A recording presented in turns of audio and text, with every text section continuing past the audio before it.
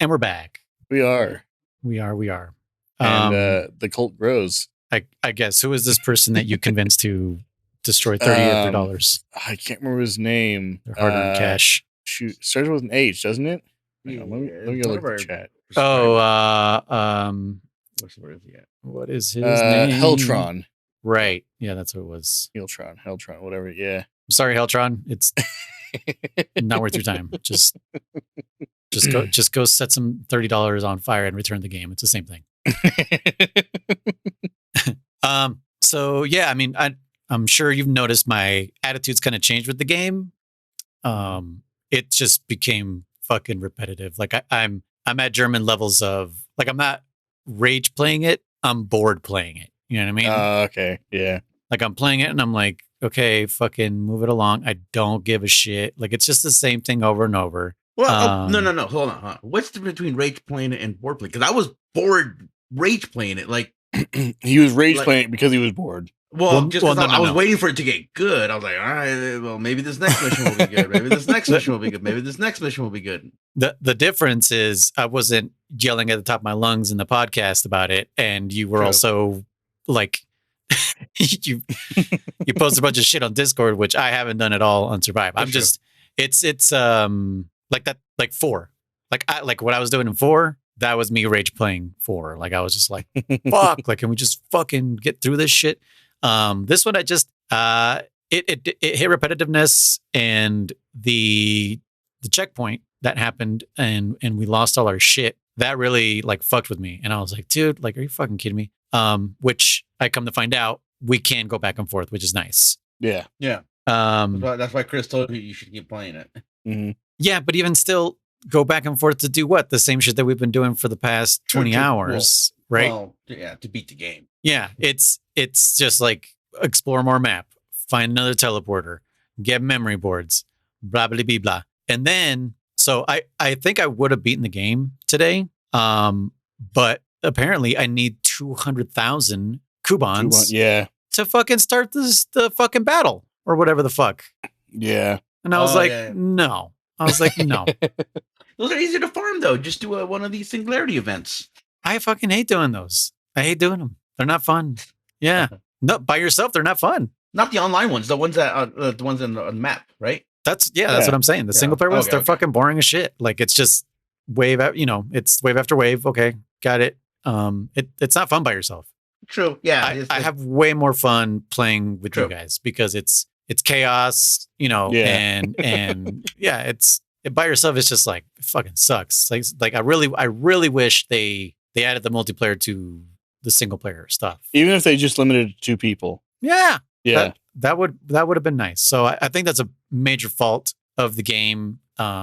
It's just fucking boring by yourself. Like the fact that this was advertised as like a multiplayer game, the fact that they even had any single player boggles my mind. You know what I mean? I feel like that was like their way of making it a Metal Gear game. It's like, well, it's got to have story, Well, I think at the very least they should have made it, if they were going to have single player, make it so you can play offline. Because when they're doing maintenance, you can't even play a single player. I know that screwed German over on the first checkpoint.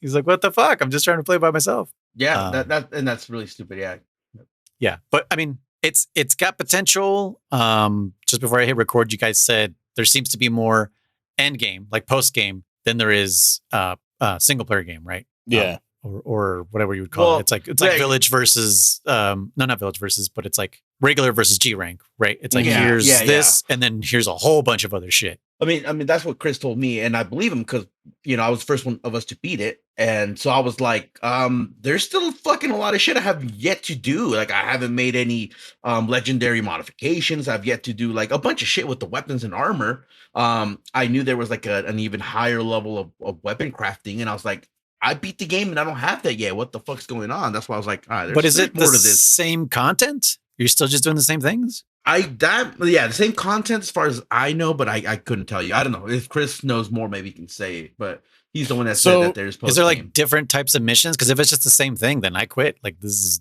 not going to go anywhere. It sounds Why am I to me my like shit to do the same shit? It sounds to me like there might be some variants. I don't know for sure. Okay. But I happen to notice, because I was looking through the achievements that I have and the ones I still don't have. And one of the ones I don't have is to start another class or get a second class. Oh, yeah, or something like he that. was telling there's classes. Yeah. Class. And I was like, second class? What are you talking about? And What so does that mean?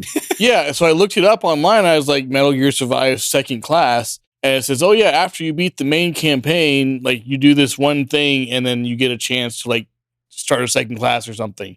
It has like survivor and medic and all this different stuff. Huh. Like your character can put points into. Which is funny because that's what Chris was like. So Chris already maxed out level, and I haven't maxed out just because I told Chris there's no point in me leveling up because there was no more skills that I wanted. Right, I was already maxed out on intelligence, strength, and vitality, and whatever. And the other stuff I didn't care about. I don't use two-handed weapons. I don't use heavy weapons. I don't, I didn't care about the stomping them on the ground or doing the fucking the breakdancing move. So I just like, why level up if leveling up doesn't do anything for your strength, right? I was like, I'm done. And that's when he brought up like potential, because I was like, dude, I'm kind of pissed that there was like no skill points for bow, like, fucking piercing ammo or whatever, And Chris like, oh, actually there might be because there's different classes. I'm like, wait, what? And I was like, hold the phone. I was like, dude, okay. I'm like, all right, maybe. Well, like I said, I leveled up to 35 just so we can do on a hard mission. And we almost survived, dude. We barely got to we almost survived. Yeah, survived. we barely got to see these fucking monsters. Same monsters, nothing new, but they're all level 40. And dude, like fire arrows, shotgun shells to the face. Oh, they don't fucking die, dude. They're like, oh shit, they're tough. They're tough. I think what's got me down on this is that I haven't had a chance to play with you guys again. Yeah, I know. Right. So I haven't announced on this podcast, but my days have changed. So we should be, even though we're not going to continue this on the pod, I don't think, right? This should be the last. On the pod. Yeah. This will be the last episode for Survive. By the way, welcome back, everybody. Codec Calls After Dark or whatever the fuck we called it. I'm Noise. That's Chris. That's German. Hey. And so I think I'm just down because like I haven't had anyone to play with, and also my fault also because I've been sidetracked playing Skyrim VR. That's been sucking me in. But like I did a mod pack and I'm like, this is how Skyrim should be. Anyways, so now that my days have changed, I should be able to play with these guys more on the side. So who did we say about the game just now? Heltron. Heltron. Okay, so Heltron. I'm just kidding. If you bought it and we happen to be online at the same time, that'd be dope if we all played. And I told him, I said, I guess he's going to be available tomorrow sometime. I said, hit us up. I said, if you're free or whatever, if any of us are free, we'll be down to play with you or whatever. Yeah. So okay. Well, tomorrow, I'm gonna, as of this recording, I'm gonna be streaming for my birthday. Yeah, so it'll be early in the morning for you guys who are listening to this episode. It's too late for you. It's too late. Yeah, you missed it. You missed it, you fools. But I'm gonna post on German, Discord. you can time travel. Yeah, I'm gonna post in Discord so that people know. And then we're gonna go bowling in the afternoon. So I probably once again will be missing out tomorrow, but obviously let everybody in the Discord know so you guys can play and stuff or whatever. Yeah. But tomorrow will also be our last day recording at night. We have an episode of Best of the Worst, I think, tomorrow. Yes. So. Okay. What is it? Oh shit! I haven't even watched the damn movie. K-pop Demon Hunters. Yeah, shit. K-pop Demon Hunters. So if you guys want to listen to that, subscribe on Patreon, and you'll get access to that. It's a sensation. It's a Netflix sensation. Apparently, this thing. German loves it. Apparently, yeah. Groundbreaking. Groundbreaking, yeah. But anyways, okay. So the first chapter after the checkpoint was 13, which was what German was saying last time. With the ninjas. I got lost, dude. Like, what the fuck are we doing? It's all good. Hold on. So the trackers. Yeah. So I ran into the trackers with you guys while we were playing multiplayer before. Yeah. Did you? Okay. Yeah. They remind me of the hunters in Left 4 Dead, if anyone has played that. Nope. No, not really. You guys never played Left 4 Dead? Oh my god. We need to play I think that I together. Played it, but I didn't care too much. For it. Played. Like I As popped in it in my past tense? system, and then like probably booted up the screen, and I was like, Oh, okay. I didn't hear your air quotes. Played. Yeah. Now Like I see said, it. I heard his shoulders go up. that's in like that was in first person, right? Yes. Yeah. Yeah, it's four player co-op, zombies, but they're never the same. Like it's the game itself decides when it's going to throw hordes at you or special zombies at you and shit. It's really fun if you're ever interested. Is that the one too where like if you make a lot of noise, like they get tracked to? Well, I mean, a lot of games do that, but right, like do you like a car, the car alarm goes off? Yes, and then yeah. Okay. If you happen to shoot a car alarm, you can use that as a decoy if you want. Yeah. But at this point, it's not even worth playing Left 4 Dead 1. Like you just might as well play Left 4 Dead 2 because it comes with the maps and shit from 1. Oh yeah, cool. So if that's ever like on sale, like I'll let you guys know. It's always like, hey, it's for $2. Like, fuck yeah, dude. Are you kidding me? Like, support the devs. Support the devs. That's right. I keep doing that on Discord. Every time there's like a heavy discount, I'm like, hey, support the devs.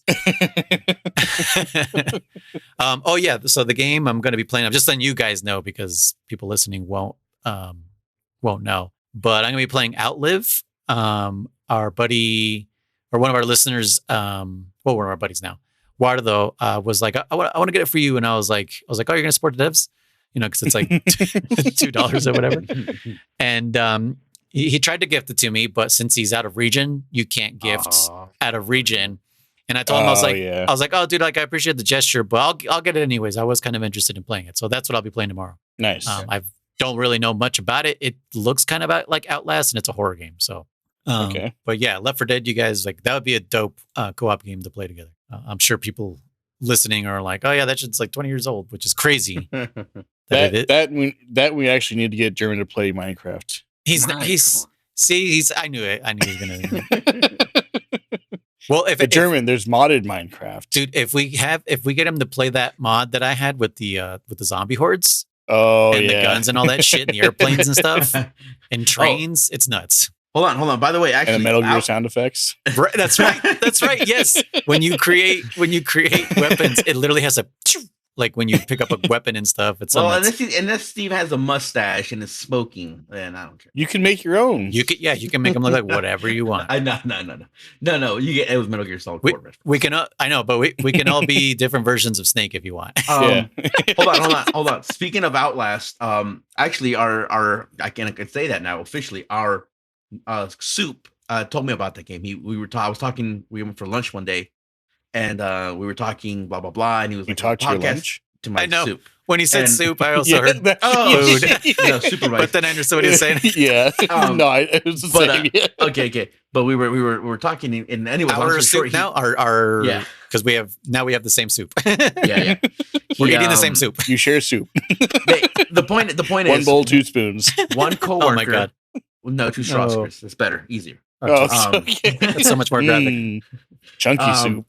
One coworker mentioned the game Phasmophobia. Phasmophobia, Yeah, he was like, "Oh yeah, I played with my wife, whatever." But I don't, and I was like, "Oh yeah, I just played that last night for the first time." And we're talking about how like our buddy Eric was like, "I already know what it is. I already know everything. Come to this room." We're like, "Yeah, fuck you." I'm like, "So I'm playing my own game now. It's called Find the Spirit Box." Because it was just funny because he's all like, "Who took the spirit box? What does it look like? It looks like this, blah, blah, blah, square." I'm like, "Oh, yeah, I took it." He goes, "Oh, let me have it." I'm like, "Oh, I threw it." And he goes, "Oh, do you remember where?" I'm like, "Oh, I know exactly where I put it. Your job to go find it." I'm like, "I know what." I'm like, "I fucking know exactly where I put it." That's the game I'm playing. But anyways, he was telling me that. He's like, "Yeah, man, blah, blah, blah." And then that's when our supervisor said like, "Oh, you should play Outlast." Because he was like, "What's this game about?" And he goes like, "Oh, dude, you should give this one a shot."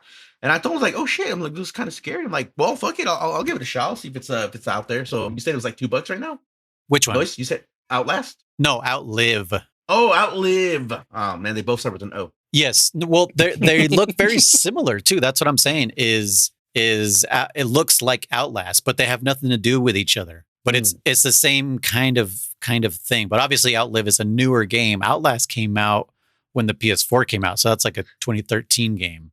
I just typed in Outlive and it looks like a fucking, what's that, StarCraft kind of game. What? No. Outlive? Just like that? Is it 2 words? Yeah, I have it posted on the Discord and under general. It should be there. Okay, I'll check it out. We'll continue with the podcast. Yeah, because Sons of the Forest and Outlive are on discount. But yeah, what the hell are we talking about? Okay, so wait, Arsup was suggesting Outlast. Mm-hmm.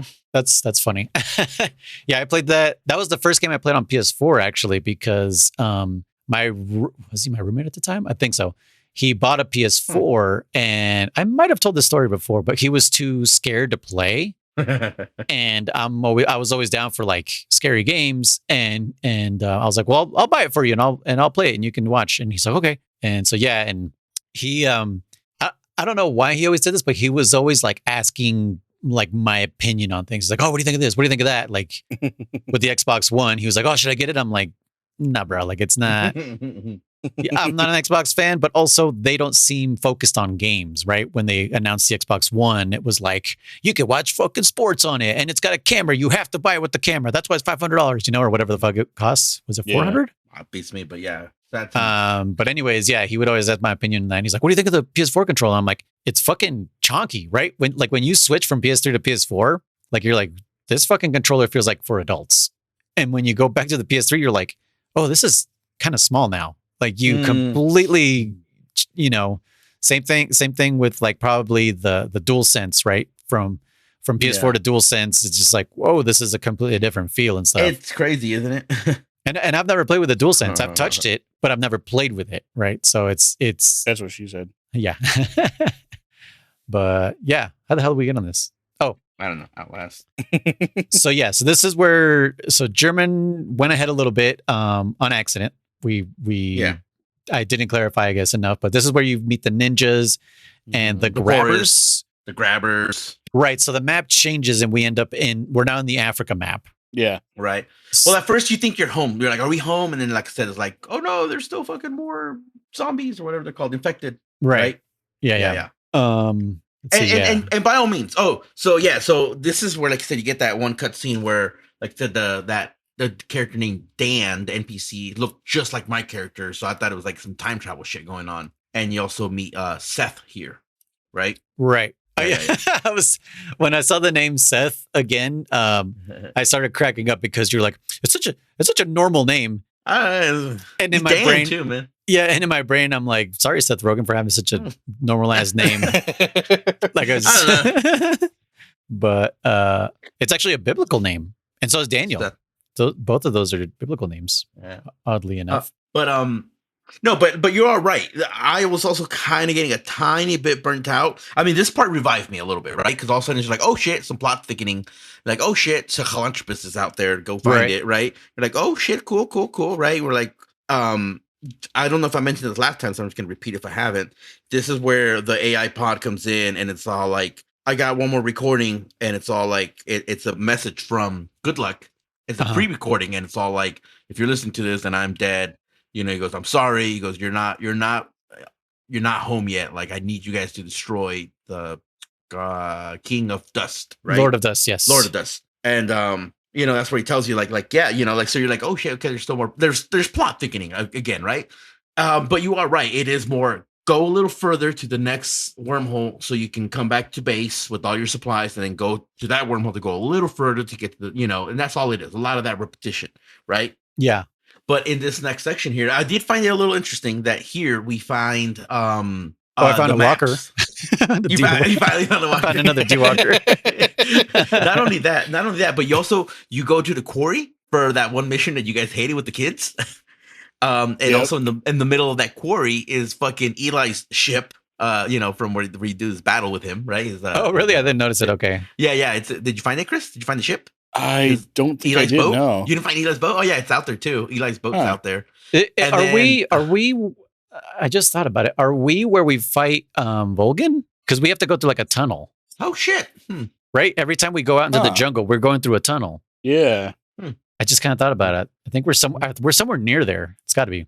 Well, okay. So I'll get into that in a minute. But yeah, and then the part where you find the next memory core is the mansion where you find Code Talker. Yes, that was And easy to navigate. I 'Cause I was hate like, that one. I know exactly where everything is now. Like I did used to hate that map. I was like, I don't know where the fuck I'm going. But this Yeah, I last still do, playthrough, man. I was like, oh, I know exactly where I'm going. I'm good. That's hella funny because like I was like, oh, it's the mansion, and I was like, ah, shit, it's the mansion. Like I don't fucking know where to go. I sent D-Dog in there, man. I don't fucking know. It didn't even like click in my head until I saw the barrels, and I was like, oh shit, I'm downstairs where Kotager is. Yeah. So yeah, so like I said, I got a little stuck in win here because, like I said, storylines it's getting good. So wait, we're going all the way through the rest of the game, right? Because yeah, you didn't beat it, but yeah, but that's fine. Yeah. So I'll get then, to it. so then, so I'm kind of jumping all over the place, and Chris, you're free to jump in whenever you want. But so then we come to find out, so we got to extract Sahelanthropus, right? And it's just another, like Noise said, another mission, just defend the target or whatever, right? They do start getting harder, like the teleporters. Oh, yeah. Like they get harder. The one next to Sahelanthropus, I didn't think about it. Like I didn't prepare, and the mortars started showing up. Oh yeah, mortars fucking show up. Yeah, I think they show up before too, right? Yes, when you're in the jungle. Yeah, I ran into them. Like, oh hell, they fucking yeah. That was I think that was our first time seeing him. Was just out in the wild, right? Yeah, in the wild. Yeah, while exploring. Yeah, that was my first time seeing them. Thankfully, I had a walker and I just plowed through them. I was just like, "Fuck you!" So my first time, I was like, "Oh, it's just a big dude," and I was like, he's just gonna be stronger, some bullshit. And I was trying to sneak up on him, and I feel like they have a you can't stab these ones in the back. You can. The mortars, you can. Yeah, I tried. You just have to sneak. You can't let them see you first. Yeah, if they can't do like the bombers. Then they'll shrug you off. Yeah. Okay. I was like, what the shit? I was like, I've been taking these out in multiplayer with you guys. And what the fuck? Yeah. They just can't see you. And I'm saying, I feel like the mortars have a much more keen sense of vision. Yeah, like, there's two of them like across each other. And I was like, oh, I'll sneak up on the first one, backstab him, and then I'll walk around and stab the other one. And I snuck up on the first one, stabbed them, and as I stabbed him, the other guy's like, drink, and he started like shooting the machine gun, like, oh shit! And I was like, run away. Yeah, dude, I was running away so bad, so hard. He just kept shooting his missiles, right? And he's blowing the shit out of every fucking other infected. I'm like, all right, that's fine by me. So then I use them for that too. yeah, you absolutely can. So later on, I came back with the walker, and I was like, all right, let's pay back, motherfuckers. Just started blasting them all, but yeah. So like I was saying, you get Sahelanthropus back, or you go get it, right? Wasn't there? I can't remember the cutscene when you get Sahelanthropus. Is there a cutscene? No, I think it's just generic, right, Chris? Oh, okay. Yeah, yeah, nothing generic. Super special. I mean, you have that mission you have to do where you have to like defend him. Obviously, the teleporter or the wormhole generator. And I also wasn't prepared the first time I did it. And I was actually playing that while I was on with Jeremy one time. Oh yeah, and I was doing fairly well. And then I ran out of arrows or something, and I was like, oh, how's it going? I was like, what? I still have 10 minutes left. Yeah, you're German laughing like, yeah, this is a tough one. Good luck. Yeah, that's right. You're like, what the fuck is that? What was your guys' strategy with that one, with that wormhole generator? I just honestly, the first time I died, and I was just like, oh fuck, I'm fucked. And I did on the second try, because those mortars, they throw like sticky bombs. You know what I mean? Mm-hmm. And you can set them off, but there's like you're fucked if you're near them. I didn't know you can set them off necessarily, but I also told Chris while we were playing online, if at least with the shotgun, if you shoot them with the shotgun, you kind of kick them out like a fucking soccer ball. Oh, okay. Yeah. So I don't know if you can do that with the melee weapon or other weapons, but the shotgun will knock it away. So. Oh, okay. I even walked up to one to see if I could kick it or pick it up or something, but no. Mm-hmm.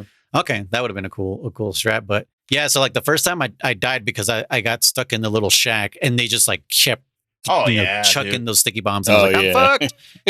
But then the second time I was like, well, this is where I discovered I can't backstab them when they know where you are. Mm. So I was like, well, fuck it. I'm going to leave a fence there and fucking just hop over and start trying to backstab these dudes. And that obviously wasn't working out. But I realized that their weak point is their back. Oh, okay. Is it? Yeah, so you're right. Yeah. If you shoot something in their weak point, it makes the tranquilizer sound effect. I don't know if you guys noticed that. Yes. You get the headshot from MGS2. From the very, very first tranquilizer game. So if you hit them right in the back, like it takes a fucking chunk out of their health. So I just started shotgunning them in the back. And yeah, what is it? It's like it's 10 minutes long, or how long is it? I think it's like 12 or 15 minutes long to start. Yeah, for sure. You get a weird. There's a shitload coming in. You get the mortars. You get fucking. But bombers. we're talking about the Oh, just the wormhole. Just the wormhole. Oh, sorry. No, I'm talking about the. No, yeah, that one's not that long, but. Oh yeah, the wormhole. No, that's because the mortars are like up on the cliff shooting at the wormhole, right? That's what I was talking about. But yeah, so basically, it got to the point to where I was like, you know what? I wonder if I could just keep their attention. And I went behind. Was it Sahelanthropus? Yeah, I just went behind Sahelanthropus. And I just chilled there for like 2 minutes. And yeah, they just kept shooting at me, and I just kept shotgunning whatever wanderers were going up to the fence, and then got that one. But yeah, I was just wondering if you guys had a different strat for that one, because they're fucking awful if you're just trying to defend the wormhole. I think my goal mainly was just to take them out as soon as I could. Yeah. Because obviously with those grenades or whatever they shoot. Yeah, but they were dropping so many. Like even if you take out a mortar, like they drop another one in. So it was just like, what is the fucking point? Yeah. That's why I just kind of like hid away for a while. Yeah, I don't remember exactly what I did, but I think I was focused on taking them out, and then I just set up defenses for the other guys, and didn't worry about them too much. I just used mostly Molotovs on them. Yep, Molotovs. Yeah, I put up fences, Molotovs.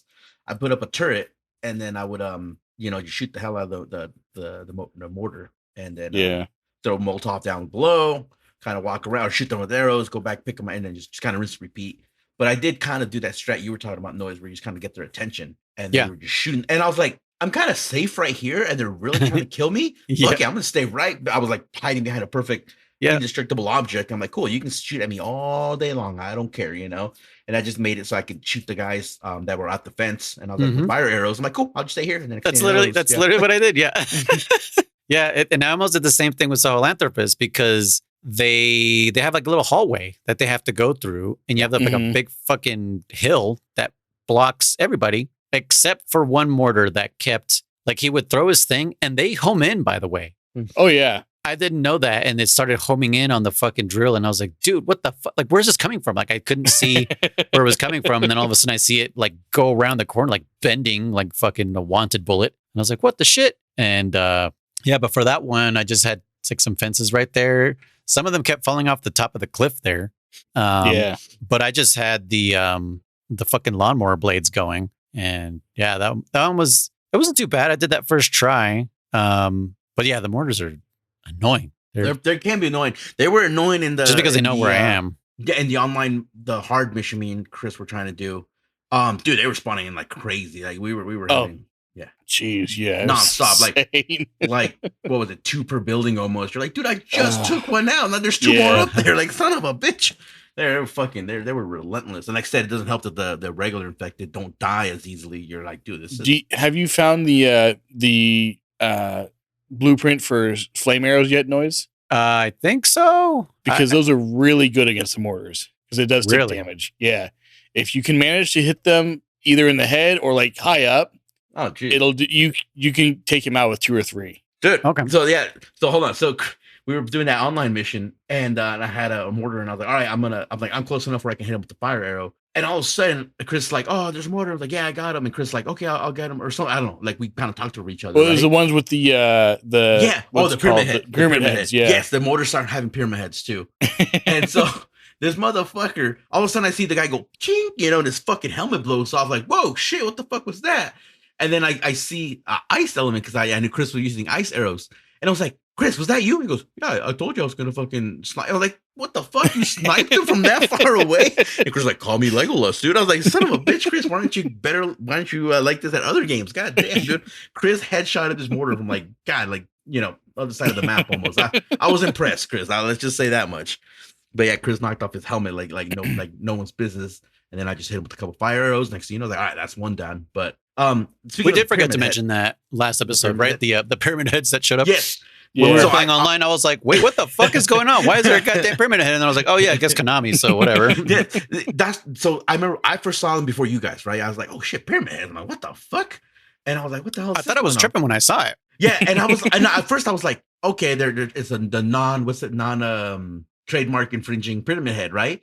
And I was like, dude, this is Pyramid. I'm like, oh yeah, Konami, Silent Hill. I'm like, oh, okay, so that's fine, I guess. It's a little love. I feel like my brain did the exact same thing. I was like, oh, this is just a knockoff version. Yeah, Then I thought, oh, Konami, like literally the same. Yeah. I'm like, oh wait, no, it is Konami. Okay, no, they're safe. They're safe. Yeah. Imagine it's like Nintendo when they accidentally take down their own YouTube videos. What? They've done that? Yeah, they just like accidentally struck down their own fucking YouTube video. That's hilarious. Fucking idiots. That's awesome. That's pretty funny. Nintendo punched itself in its confusion. Speaking of Nintendo, well, Pokemon specifically, this is kind of off topic, but Noise, I know we've talked about this before, the whole Pokemon versus Pal World thing. Mm-hmm. And I don't know if you guys heard, but in the U.S. Patent Office, Pokemon got the patent for basically having a sub character that can fight for you. Right. Yes. Which applies to so many games. However, when they tried to do that in Japan, Japan said no. So small win. But yeah, and that's their home turf. They've never lost in Japan. That's crazy. So even their own people are like, no. Yeah. and it is kind of crazy. Like I said, I don't want to get too much into it because I don't understand all of it and I don't follow it enough. But it is fucking crazy that the U.S. Patent Office was like, yeah, this is your idea. And it's like, no, it's not. I don't know. It's like, to me, it's kind of like copywriting like food. You know what I'm saying? Like you can copyright Pokemon or trademark it or whatever, but not the idea of catching monsters and battling them. You know, I don't know. But like, how are you even allowed to bring this up in the patent office when so late into games? Oh yeah. There's been so many games before that have done it. You can't patent something after it's been done, dude. Mm-hmm. Yeah. You know what I mean? Patents are supposed to be before you even like create something. Yeah. Right? Because it's supposed to be like, here's my idea. I'm about to do it. Like people have, hundreds of patents of inventions that they've never made, but you have to patent the idea first. Mm-hmm. You can't patent the idea after you've fucking made something, years and years later. Like imagine someone right now going, I'm going to patent the idea for the wheel. Yeah, right.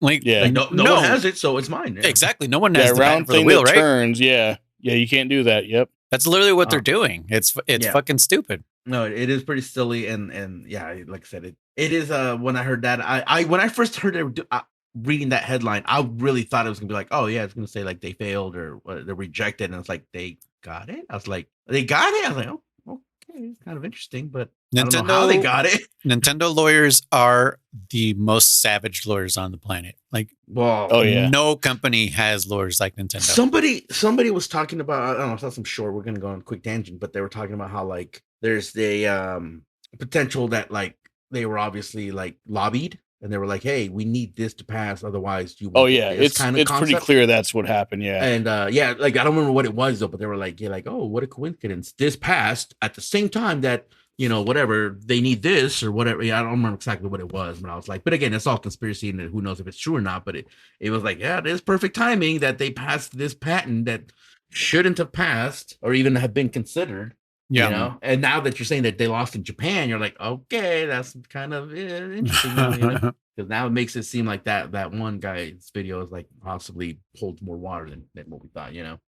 But yeah, we teleport half of Sahelanthropus. Yeah, you don't need the whole thing. Well, because I guess you only need the rail gun, right? That's what all we really wanted. I was kind of sad. I was really hoping to get to pilot Sahelanthropus like we did in MGS4 with the Metal Gear Rex. And I was like, oh, we're gonna use the shit to battle the Lord of Dust. I thought that would have been kind of cool. That would have been sick, yeah. I guess they would have been asking too much of the fucking, not the team of Konami, because like the team would have probably done more if they could have, right?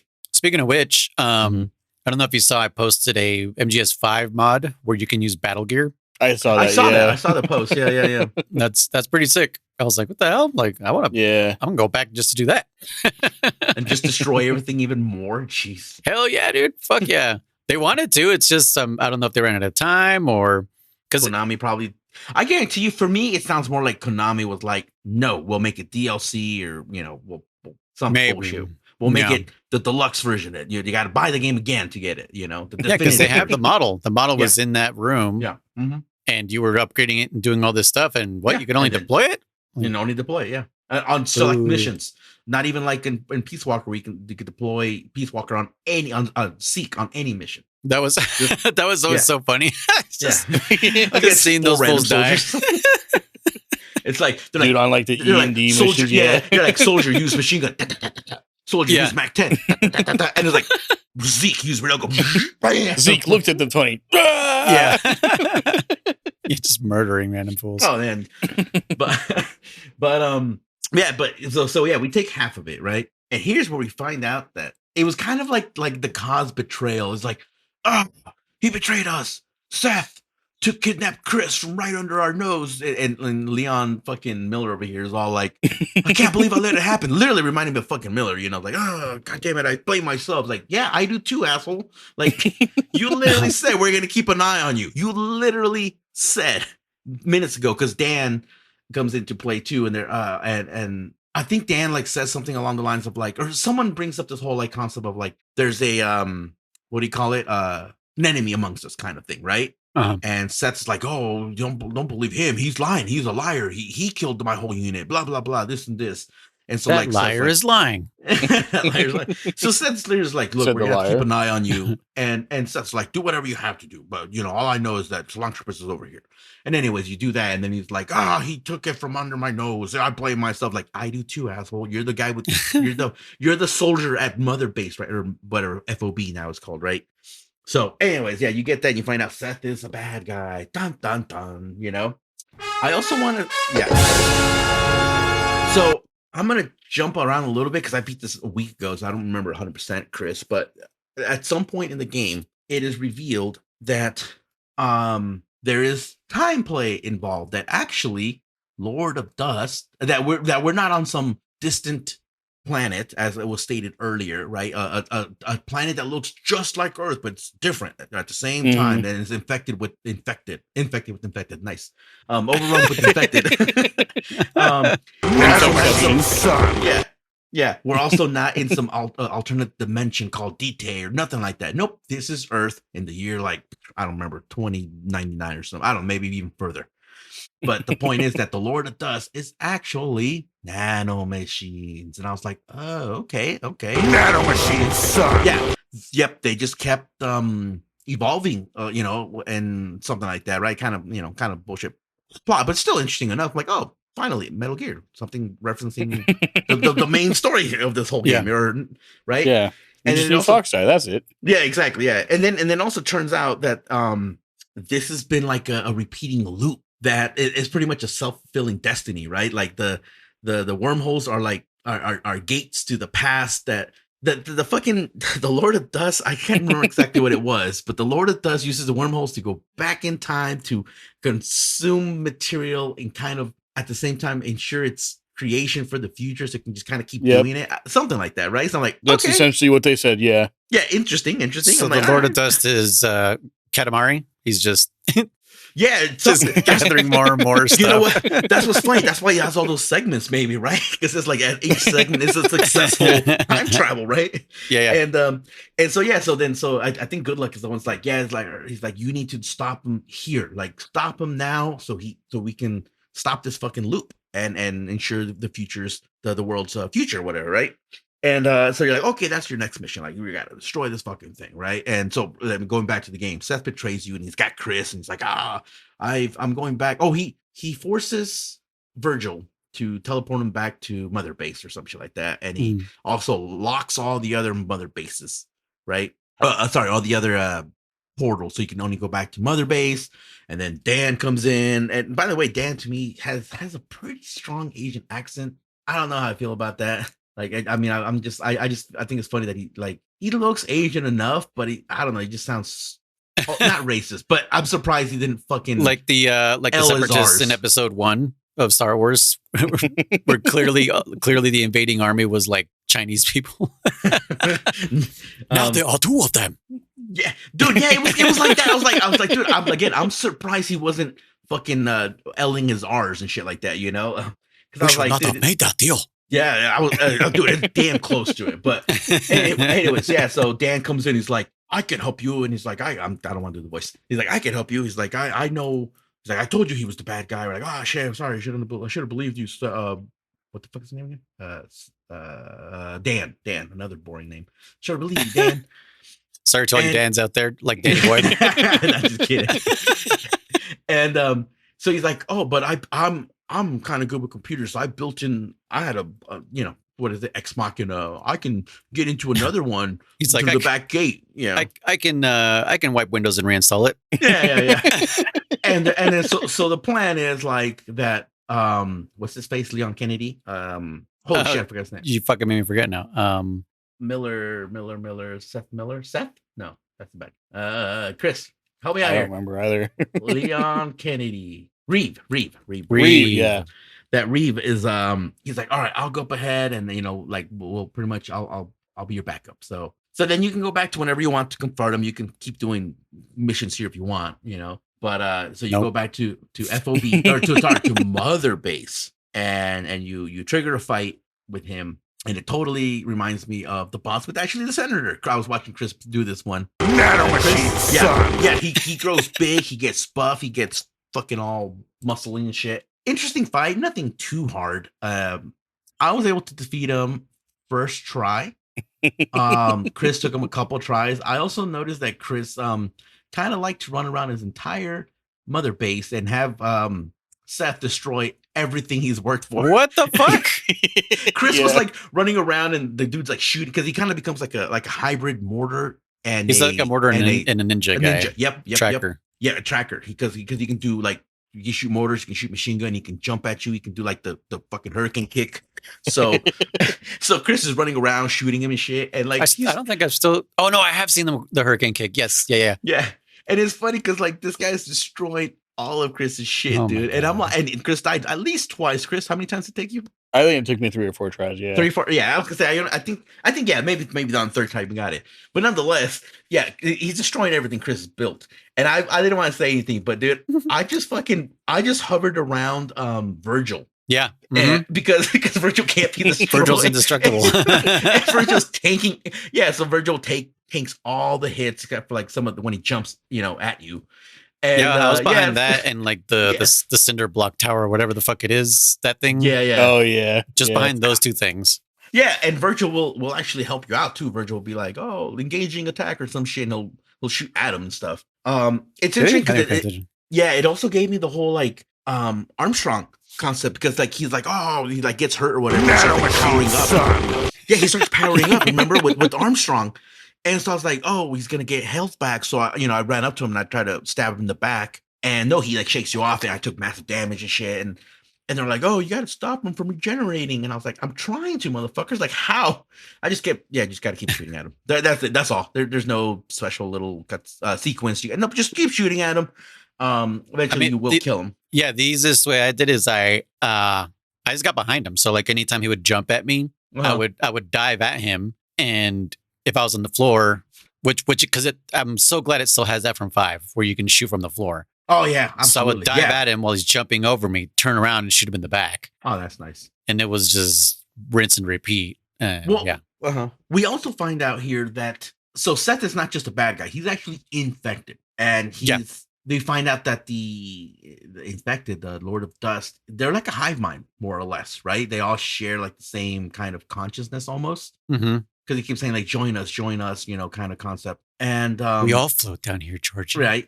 He says that like he is like the newest evolution of them because like that's why he has gained consciousness, right? Right, like because he's not like a headless, mindless wanderer. Like the nanomachines realize like, oh wait, we gotta fucking evolve, change our tactics because we keep trying to just force people to, so like and anyways, you know what? As you're saying that, it's giving me Edge of Tomorrow vibes. Have you seen that movie? Edge of Tomorrow, no. Chris? Nope. Oh my God. Put that one on the list. Edge of Tomorrow? Let me look at it. Yes. Edge. Keep going. Why? It's a Tom Cruise. Well, if I say anything, it's going to spoil okay. But yeah, it's a Tom Cruise movie and it's fucking amazing, dude. It's so good. Yeah. If anything, if I could describe it, it's a video game ass movie. Really? 2004, 7.9 out of 10. Damn, 2004? No, sorry, 2014. Sorry. Oh, okay, I was like, that can't be right. You're like, what the fuck? Yeah, I was like, I'm pretty sure I already met your sister by then. Yeah, 2014. Sorry. Yeah. We'll call it an 8 and a 91 on Rotten Tomatoes. Wow. It's really good. It's him, Emily Blunt, Bill Paxton. Yeah, I think that was Bill Paxton's last role, actually. Really? Great movie. Okay. Anyways, yeah, his design, like, remember how we talked about, like, this is a very Capcom game as far as like the cutscenes. This is a very Capcom designed monster boss. Yeah. Like, he gives me straight up Resident Evil. Tyrant, Nemesis fucking vibes. Wesker at the end of 5. Yep. Yeah. Like, he's very much that, as you were describing it, like, oh yeah, it's got to evolve, you know. It's because I played through RE2 recently, and yeah, there's that one guy who just keeps like evolving, and it's always the right arm, right? It's like it's the right arm goes crazy, and the rest of his body's kind of human. It's weird that's a design that that no one's complaining about, because every time I see it, I'm like, seriously, again? Like, come on. Like, it's since Resident Evil 1 we've seen this design. Hey man, he lives on through this arm. I guess through this arm. Yeah.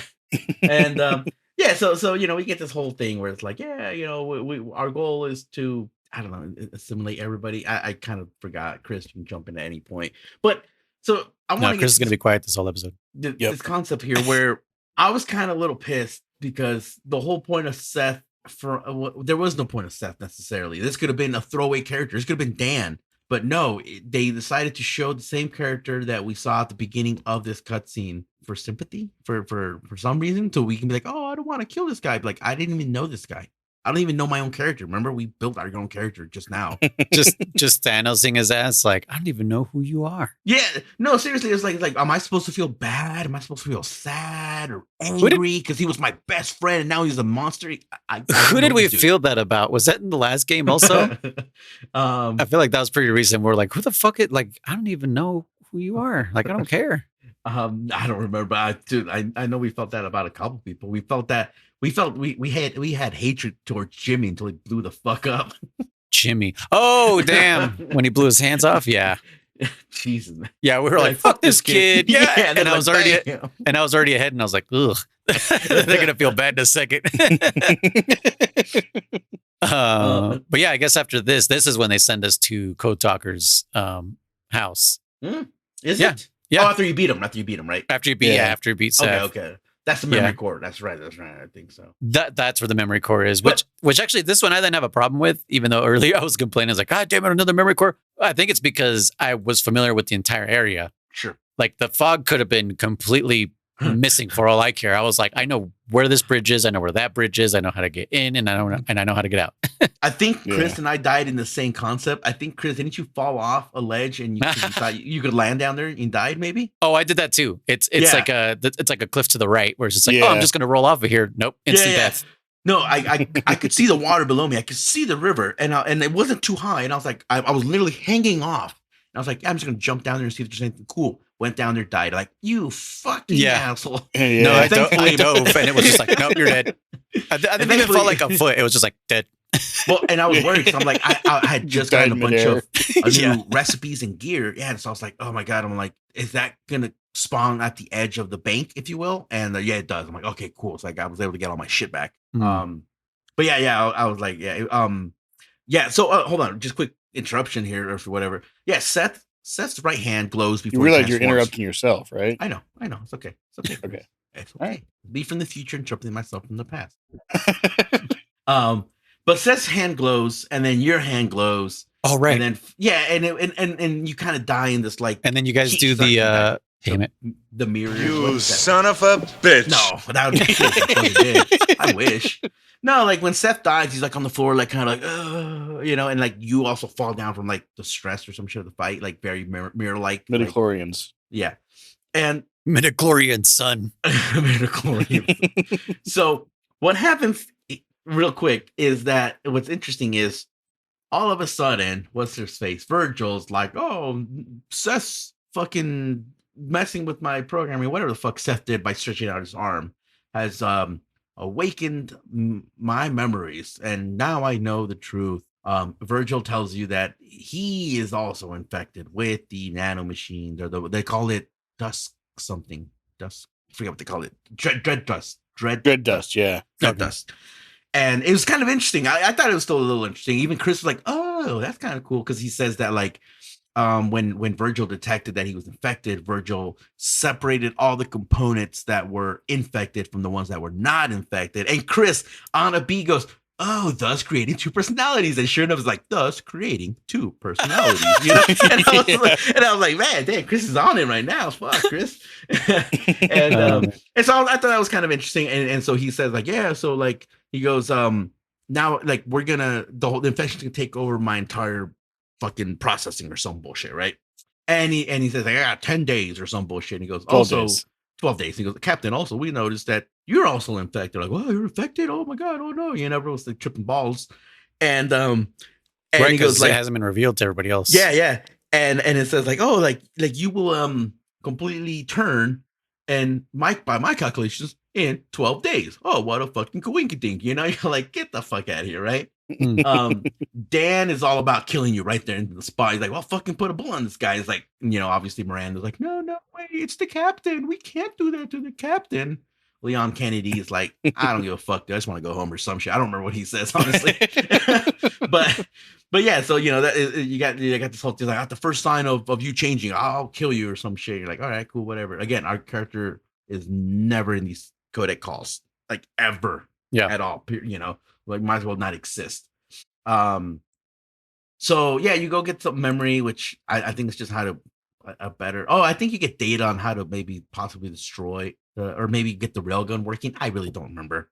But I want to get to this next session, which noise you didn't make it, Chris. I want to ask you. Well, I did. So there's a spot here where you have to do a dig where it's in that mining area of 5, right? Oh yeah. Mm-hmm. That one, I think I did that one first try also. Yeah, I did too. I thought it was gonna be. I was like, "Oh man, I don't want to do it." Nah, it was pretty easy. Yeah, it was. I did the same thing, just like defended my with the lawnmower blades, and yeah, it wasn't. I really did expect it to be fucking crazy, but I think this because there's like a million entryways, but it's not that bad at all. Like they kind of just get funneled again into the same whatevers. Each wave does change the paths.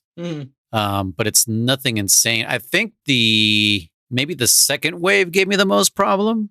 But yeah, it wasn't too bad. Chris, what about you? How'd you do here? I didn't have too much trouble. I didn't do it quite right. I'm pretty sure I passed it my first try. But I gave myself a bit of a rough time at the end by using too many resources in the beginning.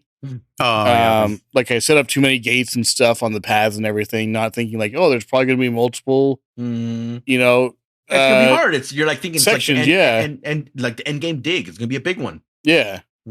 And so I used like 4 of my 6 fences, like regular fences in one area. And it was like, that was a waste. And so it was a bit rough on me, but I did beat it first try. Yeah. Are all these maps available in multiplayer? I think so. We dig sites. I've looked at it. I believe so. Like there's a jungle map. There's a abandoned. I'd like to do this one in multiplayer. This one looks fun. I believe it is in multiplayer. So yeah, we should definitely play it.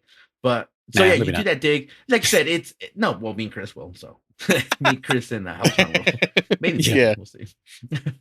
But no. So what I want to he's gonna play it at some point. What I want to ask Chris is right. So you do that dig and then you're kind of progressing and then you're like, oh, we got the plan on how to make this. How to kill the fucker, the Dread King, whatever his name is. I keep saying this Lord of name, Lord of Dust, Dread King. that's Dread fucking King Rathlos. Yes, yeah, that's also like, where's Dread King from? I know this word.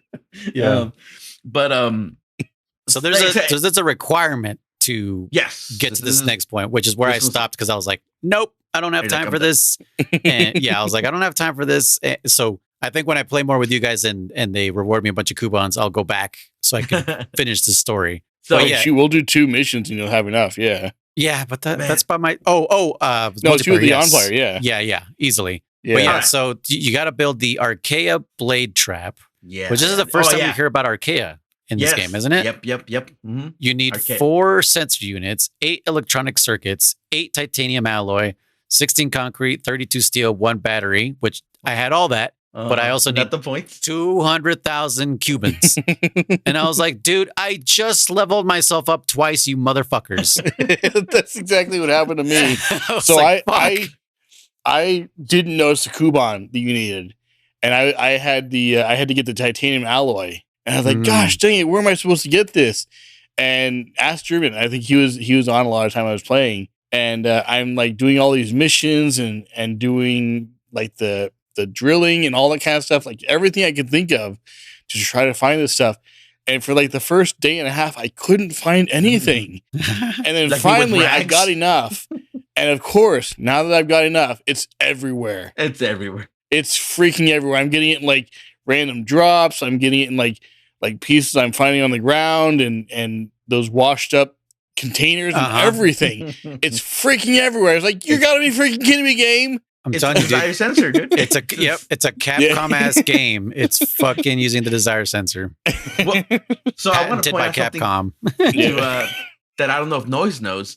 You can also converge materials, Noise. So like if you needed rags, you can converge gunny sacks into rags. Oh yeah, that's right. You can or vice what's versa. the word that they used? Convert materials. Like if you needed iron, you can turn like 4 nails into 1 iron, or you can turn 10 nails into 1 iron, depending, like but is that some of the those word they maps use? I believe so. I don't want to leave the game because I'll start playing. Convert materials, I'm pretty sure. Yeah. Huh, okay. So it's basically like the Elder Melder, right? More or less. Yeah. You try, but I didn't see one for titanium alloy. I don't know if that one's on there, but like I'm just throwing it out there. There's just other stuff. Yeah. Because I looked through that. I looked through that to see if there was a way. Probably not. And I didn't see it on there, so it could be it's later game or post game or whatever. You can do that, but I could not find it anywhere until I found it everywhere. Until you found it everywhere. I know, dude. Dude. Yeah, but keep going. But yeah, so I finally got that, and I went back, and I was like, okay, I'm finally ready. And I had done the same thing, Noise, where I told German I got to max level, and I had been working on that specifically. So like I want to be strong enough or whatever. And sure enough, 200,000 Kuban. No! Exactly, yeah. So I was like, screw it. So I went out and did a couple of dig missions and just went around trying to kill as many people as I could. And I spent a good day or so doing that and went back and did it. And yeah. It even says in the guide, if you are short on any of these supplies, grind out a couple multiplayer matches on normal difficulty to collect them. Oh, that's it? That's hella funny. Yeah. They're like, we know you are fucked right here. Yeah. Well, I was gonna say, that's why I don't mind the even the single player what do you call it, events? What do they call it? Singularity events, because you don't have to carve the enemies or Fulton them back. You kill them and you instantly get the coupons. So I start Singularity. I put up some fences at most, and I just run out there with my shotgun, fire arrows, and I'm just like shooting like crazy. Because like the more you kill, the more coupons you get. So it is boring solo, but I don't really defend my digging machine. I go out there and just hunt these fuckers down. That's true, because if they will go after you, they will prioritize you over the machine. Yeah, if you run the as long as they see you, they'll kind of switch over to you. But yeah, so the next section is the next little thing I want to talk is Chris. And now Noise, you said you're probably gonna go back to it. Not sure, so I'm gonna say it anyways.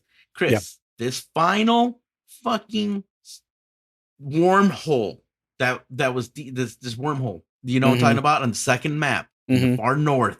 Did you find it easily, or did it take you a while? I never did find it. No. You have to, because that's part of the game. You have to get to it. So there's like a section after building this thing. I don't even know if it's after or before, but because you got to go up there to get. Is it maybe one more? Oh, yes, that you have to go do one final big dig to get enough energy to power up the railgun or some shit like that. Well, isn't that the thing that we just talked about? No. In the mining area? No.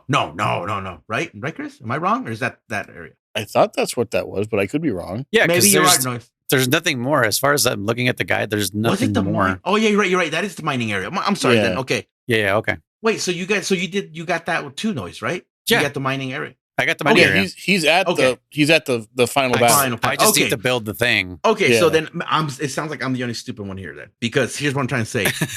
When fucking Virgil said, "Oh, we found one more big spot you got to go mine," and like I was looking at the second map, and there's one more wormhole up north, right, that I haven't discovered yet. Officially, I haven't discovered it. I thought I had to get to it, and I was like, oh, I'm like, dude, because I knew there was cliffs immediately to like the north of that immediate area from the first wormhole. I was like, this game wants me to come all the way from the mansion and swing far left, if you will, right, far west. Yeah. Did you guys just teleport straight there, huh? That's what it's starting to feel like it. You guys hovered over the wormhole and went straight there? Because what I'm trying to say is I thought I had to discover this wormhole. The game didn't tell me this wormhole's been discovered and opened. My ass thought I had to find it. I spent literally almost 2 days. I know what you're talking about. Yep. Oh, yeah. Okay. I spent 2 days trying to get to this thing. I'm like, dude, I don't know how to get to it. I literally couldn't get to it. I don't know what you're talking about. So that's the one. Yeah. You just went over to it. For the last mission, Uh-huh. to get that energy you needed, Uh-huh. there was a wormhole that had opened up On the north on the map. west. Yeah. Like it's a separate section. Yes. It's the same map, but like a separate section. Completely separated. Yeah. Connectivity wise. You just teleported their noise directly. Yeah, because it was just there. It just showed up on the map. Yeah, I thought I had to get to. I spent 2 fucking days trying to get to this goddamn wormhole. Okay, I know what you're talking about now. Yes, Yeah. and I was so mad because I was like, dude, how do I get to this? I'm trying every way. I even brought like the towers, the wooden towers that you can make, the watchtowers. Like, I used a watchtower to climb over this cliff. I tried every which way but Sunday. And then finally, like on the second day or third day, finally I was like, I hovered over it. I'm like, how do I get to? And I realized it didn't say deactivated wormhole or inactive wormhole, whatever the fuck it says. I'm like, oh, and I clicked on it. I'm like, are you fucking kidding me? It's I can go to it at any fucking point in time. I was so fucking pissed. I even like questioned it. I was like, did I open this up earlier? And I was like, I must have. Whatever. He just fucking went through it. I just went trying to get to it. Awesome. That's when I found out there was tick damage. It's one of those. It's one that Dan opened up through the back door. You know. Yeah. I think that's what it was, because that's when I found out it was tick damage, because I went to the mansion and I was heading north, because you can even see the road from 5, right? That road that leads you to the back way, right? Yeah. I don't know if you remember too much, but yeah, there's a road, and you could see it on your fucking map. I'm like, oh, I gotta take that road and go north and then fucking west. And I'm following, and all of a sudden I start taking massive tick damage, and the game's like, oh, you're going out of bounds. I'm like, what the fuck, out of bounds? I'm like, so where the fuck am I supposed to go then? I kept trying to figure out a way. Anyway, so I was pissed off about that. So because in MGS5, that's where you go across that bridge, and then over to the right that was closest to pickup for Pequod. Yeah. Oh yeah. The pickup spot's right around that corner. Yeah. Yep. But anyways, yeah, there's a tank there when you're trying to get Code Talker out. If you go that way, there's a tank in that area. Yeah. Yeah. Anyways, yeah. So going forward to the final mission here, yeah, it tells you to prepare everything. Of course, the main NPCs, because I don't know if your other NPCs can die. I have yet to establish that, but I'm assuming they can, because they don't have any yellow dots on them, and they don't talk at all in cutscenes. It's just Miranda. Fuck, I forgot his name already. Reeve, Chris, and oh my god, what's the chef? Scott or some shit like that, and Dan. Chef. Yeah. A bald black gentleman. What's his name? Oh my gosh, I can't remember his name. Yeah. Well, he's better at being in the chefs in the cooking department. Oh my god, I'm trying to think on his name right now. Anyways, they're the ones that talk. So they're like, we'll do it. Like they're like the 4 of them: Reeve, Miranda, the chef dude, and Dan. Like, we'll each take one of the Archaea blades, right? Yeah, so you get to this final section here. I thought it was pretty cool. Each one of them activates one of these devices, and because you start the machine up, and sure enough, the Virgil tells you, oh, it's gonna attract the Lord of Dusk. I said it. It's gonna attract his ass, right? Get ready, So that's what he starts coming out. Big old worm motherfucker, and they activate these things, and sure enough, big old giant Archaea blades. It's the same shit from that Sahelanthropus, and the skull units pop out of the ground, right? Just giant rocks, really is what it looks like, right? Yeah. They pop out, bam, bam, bam, and like they don't really pierce the Lord of Dusk, but they kind of like hold him in place, more or less, right? Well, you mentioned it's a trap for him, and then you use it to attack. Yeah. Oh, okay. I thought we were gonna pierce him with it, but I was like, all right, cool. So I was like, oh, okay, cool. And then it's like, all right, so what's gonna happen next is we gotta generate power for each one, and so you have to run out there? Yes. Oh, so before that happens, oh my god, I then did what Chris said. I build You know it. I build barbed fence all over my thing. I build barbed what do you call it, like waist high barricades, whatever those are called, all around my base, right? Pre this, I gathered so much material. I had so much. I opened up I had like 200 material cases of regular. I opened up like 150 of those. I opened up like 60. Because all the online missions we've been doing, I haven't opened a single case up until this point. So I opened up all this material case, all of this, and I went out of my way to go put like a turret at each. What was it? Maybe 5-foot intervals. Just turrets. Oh, I'm like, I'm gonna fucking be ready for this shit. So then I start the whole thing, and it's like, no, you got to go out there to fucking defend. I'm like, you stupid. I'm like, I did all this for nothing, kind of, right? All right, whatever. So you go out there. I did the same thing, by the way. Yeah. So I go, because that's what it made it sound like. So I go out. I go out there. And so this part, Noise, actually, I think you should definitely beat the game because this part gets pretty cool in my opinion. Well, yeah, so just loan me fucking 200,000 coupons and I'll be right on it. Just go do a fucking. Well, if we were playing online right now, you could beat it. No, because then I'll lose you guys to fucking around and shooting each other in the goddamn game. Lobby. That was the lobby. And that was ridiculous editing that. God damn it. Motherfuckers. No, it was good.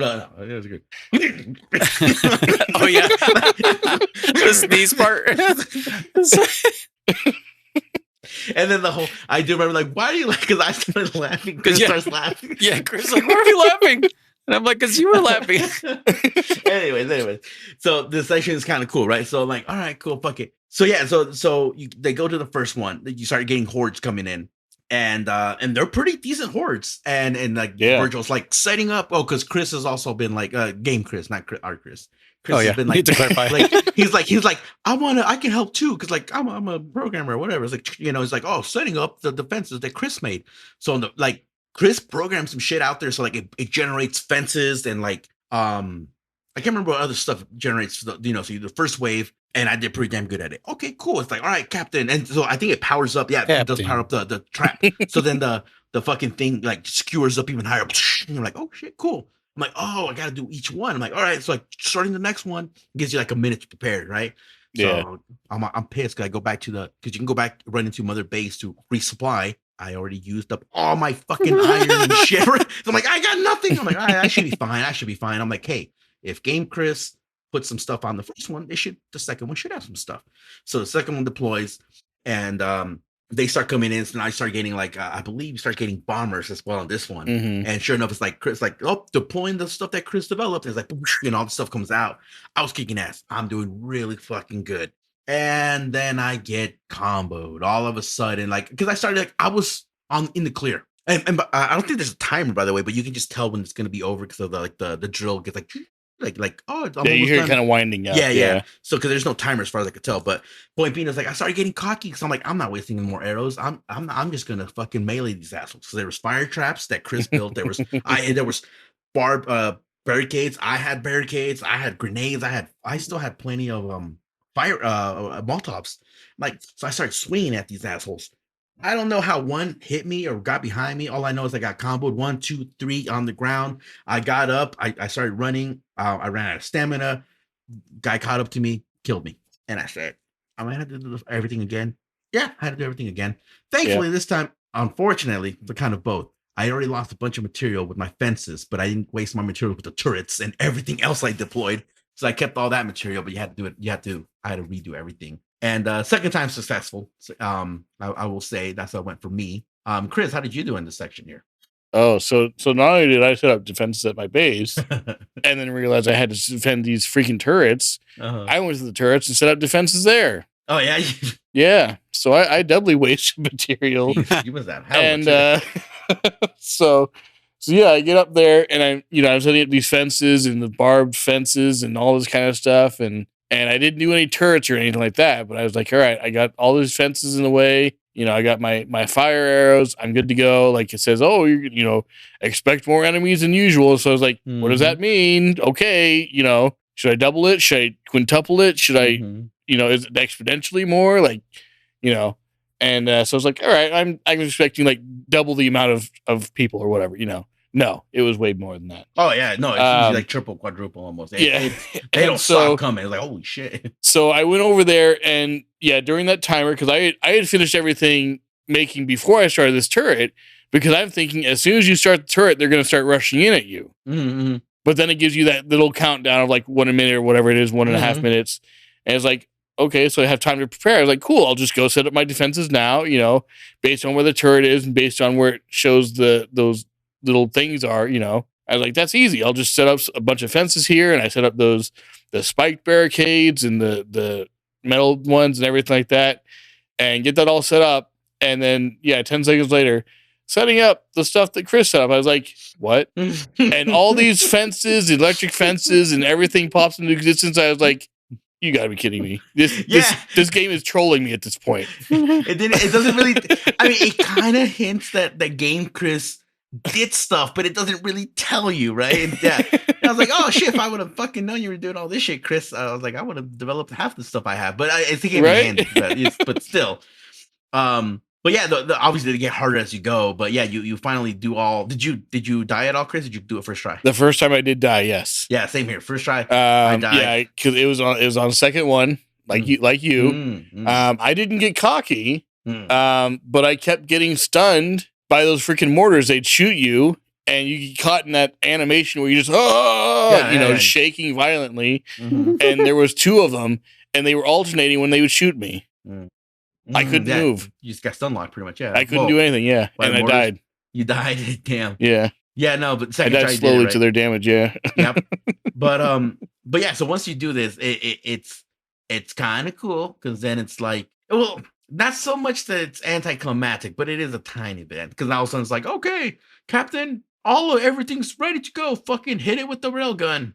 So you run up to the fucking railgun and you go into this first person mode view. And you see the Lord of Dust, and tells you, oh, hit the weak spot, right? So I was like, I want to shoot him somewhere else. See if I get like a, time paradox kind of shit, I'm like, I'm not shooting there. Like, hey, you give me the chance to shoot somewhere else. Yeah, I'm shooting somewhere else. So I shot him in the fucking head, and it didn't do shit. They're like, oh no, we need some more time to charge up. Like, okay. So I'm like, so no sense of urgency here. I'm like, whatever. So they aim at the weak spot. I didn't notice that other crosshair that was circling around Chris. Right? I didn't either, yeah. So I just aimed at it and I fucking waited for it to charge up and I fired and my fucking railgun clearly missed. I'm like, what the fuck? That's exactly what happened to me too. It shot under and I was like, that is not where I was aiming. What the fuck are you doing? So I'm like, is this scripted? I'm like, what the fuck? I'm like, I missed twice. So at this point, I'm like, it's really not a sense of urgency because otherwise I would be like, you failed. He broke out or some bullshit. Nope. I'm like, okay. So I'm waiting for it to charge and I'm like, oh, because it happened to run across the box. It does that. It turned orange or something. Yeah, and I was like, oh, whoops, I didn't fucking know that. I'm like, that's a good thing this isn't fucking time sensitive. I only had one shot to do this kind of thing, right? So yeah, so you wait for it to do it, and you shoot it right in the weak point. You got one shot. Do not miss your chance to blow. Yeah. So you because opportunity comes one in a lifetime, yo. Mom's spaghetti. I love spaghetti. You ever heard that? It's not. It's just a meme. That's what is it? Knees weak. Arm spaghetti. There's spaghetti on his spaghetti already. Mom spaghetti. He's nervous, but he's put on service. He looks calm spaghetti to drop bombs, but he keeps on spaghetting. I love Dave Chappelle's little thing when he's just like spaghetti. I don't know that one. No, he's doing he does like a reenactment of like he's like if you can make a documentary or what do you want to call it, a bibliography. He goes, well, not if you could. He goes like I think he says an autobiography. You mean autobiography? Something like that. He says what do you say originally? Bibliography. Is that yeah. Is that different? What's a bibliography again? Now that's like what you do at the end of a thing to show your research. It's sources. Wow, dude, I haven't thought about that since fucking school. Holy shit! I don't remember who Dave Chappelle is talking about, but he says that someone did an autobiography, and he goes, "Dude, he's like, I don't think that should be allowed because, like, it's too easy to lie. You can fucking exaggerate your life, exactly, right?" And he goes, "I wonder if I did one," and he's showing his autobiography, and he takes the 8 Mile. He's like, and then Dave Chappelle went to the comic club and blew everyone out of the water, and he says, and it's the 8 Mile like setup, and he's just like spaghetti. It's kind of funny. Anyways, so you shoot the fucking Lord of Dusk, yes, and Dust, not Dusk, whatever. Dusk Till Dawn. and he kind of like, oh, he's dying. And all of a sudden, like the nanomachines fucking rebuild. No, he's not dead. Oh no, we failed. Why? Oh no. It is the stupidest reason ever. I was wondering if you were gonna say I hated this. So the reason so Noise, dumb. I don't know if you know, because you said you know a little bit about how it ends. Why Uh-huh. did the Lord of Dust not die? Do you know? No, I don't know that detail. Take a wild guess. Take a wild guess as to why this take a failed. guess. And he didn't die. And This make railgun. make it a wild guess. Like, go as abstract as you possibly can think. Let's see here. Because he is you. No, hey, It's that would have been worse. fucking cool. No, Because that would have to do with your arm. Like, Yeah. why was my hand? Let's give him a few chances, German. Okay, Let's give him a few chances. Try again. Geez, I don't even know. Like, Go crazier than that. Go even more abstract than that. Go even stupider than that.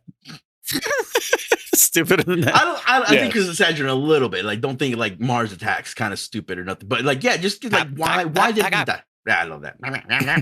Why didn't the Lord of Dust die? Why did it fail? I don't know, because it's already dead. No. That would have made sense too. That would have made sense too. What the fuck? You can kill zombies. I mean, they're undead, so I don't know. Let me think. One more thing. I can't think of anything outrageous. Like, I'm trying to. Is it something Metal Gear-ish? no. No, not really. Not even No. that. I mean, I'll give you a hint right now. You kind of are already saying it. You've said the word kind of like 6 times already. The kind of the reason. Oh. What? Nanomachine, son. Well, okay. No. Well, no. Like literally right now in the last 10 seconds. Spaghetti. No. So Chris, Noise. You don't know. You don't know why you can't die. The thing I said it 6. You don't know. You don't. Hold know. on. What did I say? I said You don't know. You don't know. You don't know. You have no concept of why he Chris. couldn't die. Chris, he has no idea. He doesn't know. Oh, He because I doesn't don't know. understand. You don't know what? Shit. You don't know why you can't die? What were my 2 theories? I don't even remember now. Well, One of my theories not was about theory. because it's already not the dead. theories. No, you literally just said it. You don't know? Yeah, I don't know. Okay, that because Yeah. you don't know. They don't know why it's not dead because they don't know. very, very close. Very close. It has no concept of death. Because it doesn't. Yeah. Oh. It has no. The It can't die because because it can't die. Yeah. because they've never been told So they can die. amoeba are apparently immortal because they have no concept of death. Amoeba So how do they IRL? die? Yeah. Well, can an amoeba think?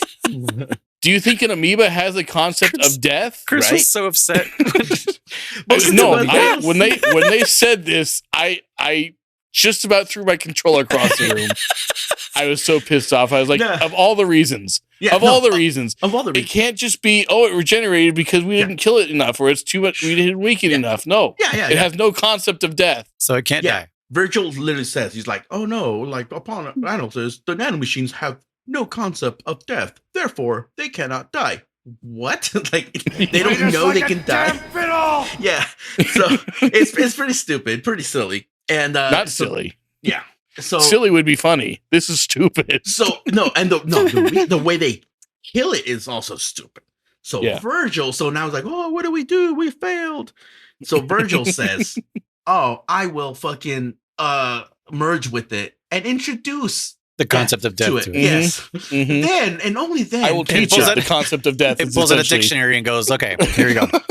Death. Yeah. Webster's dictionary. So the worst part is, right before this, Reeve is like, well, how do you know what death is? And Yeah, he's like, yeah, oh, yeah. because I become friends with you guys. Yeah, something like that. Yeah. Wait, what? Yeah, Reeve literally asked Virgil, it's like, you're a machine yourself. How the fuck do you know what death? How do you Yeah. understand? You know, it's like, Right. oh, well, it's like, I've been studying you guys enough to know Yeah, I what see death you is. guys are fragile, and I've learned the Yeah, Because fragility every of time human you die, anatomy. I go captain. Captain. Yeah. So Yeah, the go. power of friendship taught him the concept of death, which saved the day. Yeah. Yeah. So It's like the first Ben. Venom movie. Remember that, Chris? When we watched it, it was like yeah, it's like being friends with fucking shit. What is his goddamn name? Brock. No, not Brock. You're so close. What is his name? Fuck, you just fucked me up. What is Venom? Venom's the human that he's symbiotes with. I thought it was Brock. No, it's so close to that. Eddie. Rock? I Wayne guess Johnson? I guess it is Brock. Eddie Brock, is that what it is? Yeah. I'm doubting myself now. I don't know. I guess he's right. Yeah. For some reason, Brock didn't sound right to me because like it immediately made me think of Brock from Pokemon. It's always like that can't Guys, look at these donuts. be it. Yeah. But yeah, the power of fucking friendship convinces Venom to not take over Earth. It's just like, what the fuck? Yeah. That was our We'll get first together. commentary, you guys. If you guys want to listen to that shit. Jeez, that was a long time ago. Yeah. But yeah, so fucking Virgil flies into the Lord of Dusk mountain. Yeah, kamikaze style. Yeah, and he's like, and he tells you, he's like, Does he go up one of his butts? No, No, the he mouth. goes in the mouth. Oh man. And he said, I know. he says, at first I thought he was like, he's gonna fly in there and like do Iron Man fucking lasers. No, he's like, I programmed the railgun to lock onto me, Captain. You have to fire. It was almost like a Terminator. I cannot self-destruct. You need to fire it. You know. Okay. And Did he give the thumbs up after he did? so he goes in there. Hold on, real quick. Let me jump back. No, I can't do it. I can't. It's no good. I can't do it. Let me jump back a little bit because I'm watching the cutscene here. Let me jump back a tiny bit. So prior to all this happening, we're talking about getting the fuck out of here, right? And Virgil says like, "Oh, somebody's got to stay behind," and classic, Armageddon and activate this thing, right? Bruce Willis, Ben Affleck. Yeah, and I think at first like cry? Reeves, no, in the movie, yeah, maybe the first time, maybe, but yeah, I cried Reeves that it like, was a movie. Reeves is like, Does that I'll do it. I'll stay behind. Shh. Hey, focus. Focus. and he's like, I'll stay. Pretty much, they all kind of do this. Like, I'll stay behind. No, I'll stay behind. Even Game Chris is like, I'll do it. He's like, no, kid, like you're not gonna stay behind. And then Steve Buscemi out of nowhere was like, I'll stay behind. Like, come on, guys. I don't want to be the only one not volunteering. yeah. And then Let me Virgil, ride Snake. Let me watch Snake ride that fake wave. yeah. I love that fucking scene. That shit. I was just thinking about that When he's like riding it like fucking Dr. Strangelove. He just looks at it, he's like, huh? And he just turns around. He's like, I don't know what's going on. And it's funny because he's honest. He was supposed to be looking for him, and he just like, oh nope, I didn't see that. It's like, wait, that's the guy you're looking for, you fucking idiot. Anyways, Virgil says, I will do it. I'll stay behind. And I'm sorry, but every character, including Miranda mostly, she's like, but Virgil, if you can't stay behind, like we don't want to leave. It's like, he's a fucking robot. Let him stay behind. Like, it's okay, dude. Like, I'm sorry. It really pissed me off because it's like, but we can't do that to you. You've become part of our group now. It's like, You'll die. I think she said at one point, yeah, robot. Like, you're stupid. Back his ass up. Fucking yeah, you stay with him then. Just do Windows backup. Back us up that way. I thought you meant back him up. Like, you stay with him. No, I'm saying fucking like get another hard drive, back his ass up. Yeah. Could create what's called a system restore point and fucking Yes, there you go. So anyways, hold on. So that's what I wanted to jump back to. So then they're like, no, like we'll all stay behind. Because I can't remember what happens. And we're like, we'll all stay behind. Well, because they said like one or two people, and they asked Virgil what the odds of success were. Oh, He's like, that's what it was. Oh, it's like 9.6%. Yes. So we're probably going to lose anyway. So then when they're like all four of your main crew, or five or whatever, including you, I don't know. Minus Reeve. Yeah, minus. Well, yeah, they started to stay behind. They're like, oh, the success rate is now 98. Like, okay, I like those odds. Reeves like, make it 100. Yes, that's right. And then they're like, Chris, you need to go behind. You need to go and live or some shit. Or I think they tell him like, fine. Huh? Kiss? No. I was gonna say, because fuck you, kid.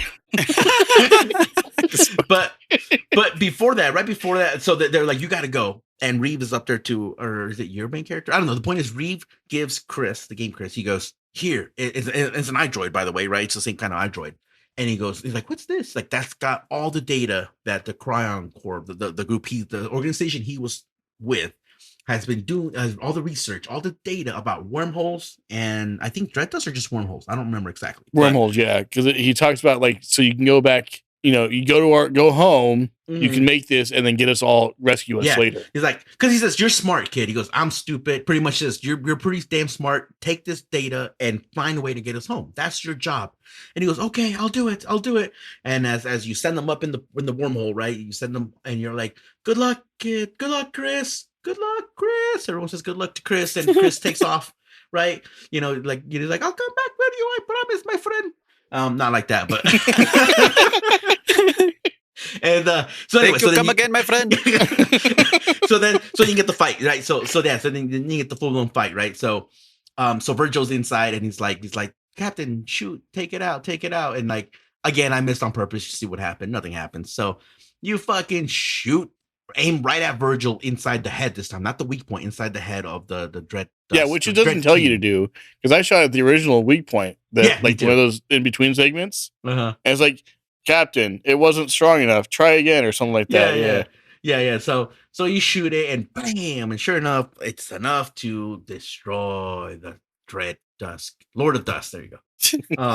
Dread Dust. The Dread Dust. So he dies. Oh no, he's dead now. Cool. Oh, no. I mean, hooray! Not Stop, please. Oh no, the game's over. No, I wanted more. This can't be where it ends. No. So stop, Konami. Oh no, I'm uninstalling. Oh no. So here's so I kind of forget exactly what happened. So you're all chilling now at your base, and you're like, oh, so what are we gonna do now? Like, I don't know, just fucking fuck around, I guess.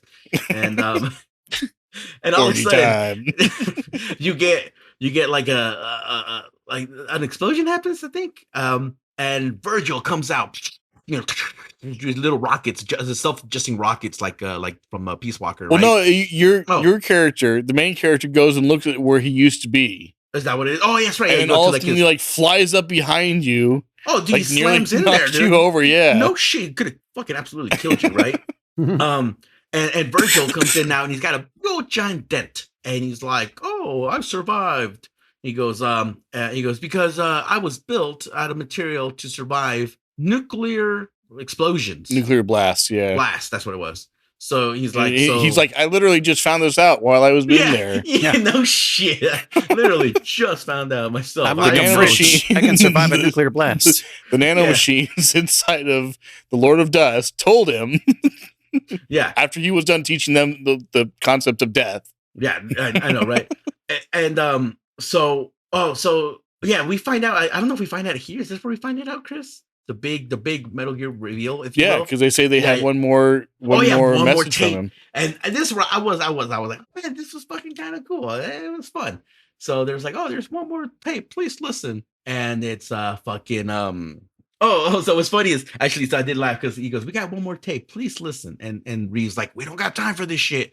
And immediately a tape from Good Luck plays saying.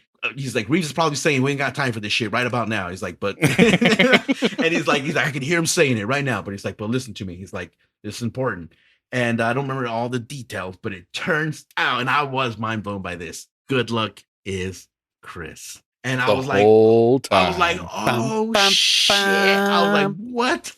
And he's like, yeah, and he's like, the wormhole didn't take me back to like I don't know, your time or our time. We don't even know, because he was aiming for the 70s and it took him back to like the 40s, I think, right? Something like that. Yeah. So he says that like he was like this first like test subject that the government thought they did, and that because of that device, the iDroid that Reeve gave him, he was kind of able to like, which is kind of bonkers if you ask me, because it's like the government was like, oh shit, we just pulled someone through the fucking interdimensional space. And they were, experimenting him at first, right? They were like, oh, we got to study him. We got to, studying. That's what I meant to say first. We have to probe him. Yeah, find out what's going on. Is he nuclear? Is he the same DNA? All that bullshit, right? And he says because of his understanding of the wormholes with the data that Reeves gave him, like he worked his way up into, managing his own program. And I'm like, kind of bullshit, dude. They would have fucking dissected you at some point. They would have never fucking let you run your own program, Like, I'm sorry, that's the way it goes. In my personal opinion, it would have been. Yeah, especially in the 40s and 50s. Oh, dude, yeah, they were like, all right, well, we already learned everything we can about him from the outside. Now let's fucking like, who is this dirty commie? Yeah, well, they would have absolutely dissected him, right? In my opinion, or at least like run his own fucking. I don't know. That would seem pretty stupid of the government as well to be like, well, he does speak English and he does seem to know enough about our way of life, so let's let him loose. And what could he be building? A machine to kill us all? No, it couldn't be that. It's like kind of concept, right? Trojan horse kind of concept, right? But yeah, so he's like, Good Luck says he spent 30 years trying to get us back and everything. And I don't know. I was a little what's the word, like tearful or what's Choked that? up a little bit. Yeah, a little choked up, a little somber, because I was like, oh shit, we know he dies. That's why I told Chris I kind of want to go back and replay the beginning of this game again, just I can, or watch. I'm not gonna replay the beginning. I'm gonna watch the cutscenes again, just to see like at what point, like was that like Metal Gear Solid 5? At what point was it obvious that you're playing as fucking or not playing as, but that you're that good Right. luck Where Chris, were you the know? clues? Yeah, where were those clues? The whole like I can't smell anything and oh I can smell everything kind of concept clues, right? Yeah. Russian just fell out of my head. Russian. Oh, it's that horn. That horn kept you from fucking speaking Russian. Yeah. Yeah. You speak it fluently 8 years ago, but yeah, don't worry about it. Amnesia. But I so can still speak English. It's selective amnesia. Anything you don't remember, selective amnesia. It's a real thing. Well, yeah. It's called aphasia. And but yeah, so anyways, I thought that was kind of cool. Again, I was a little sad 'cause I'm like, oh shit, because he dies not knowing if he succeeded. You know, like he. Well, yeah, of course he succeeds because he's alive. No, just because you get him fact, back in time. Right, It's just the first. But the fact that Good Luck is alive to begin with at all means that you succeeded because it's a loop.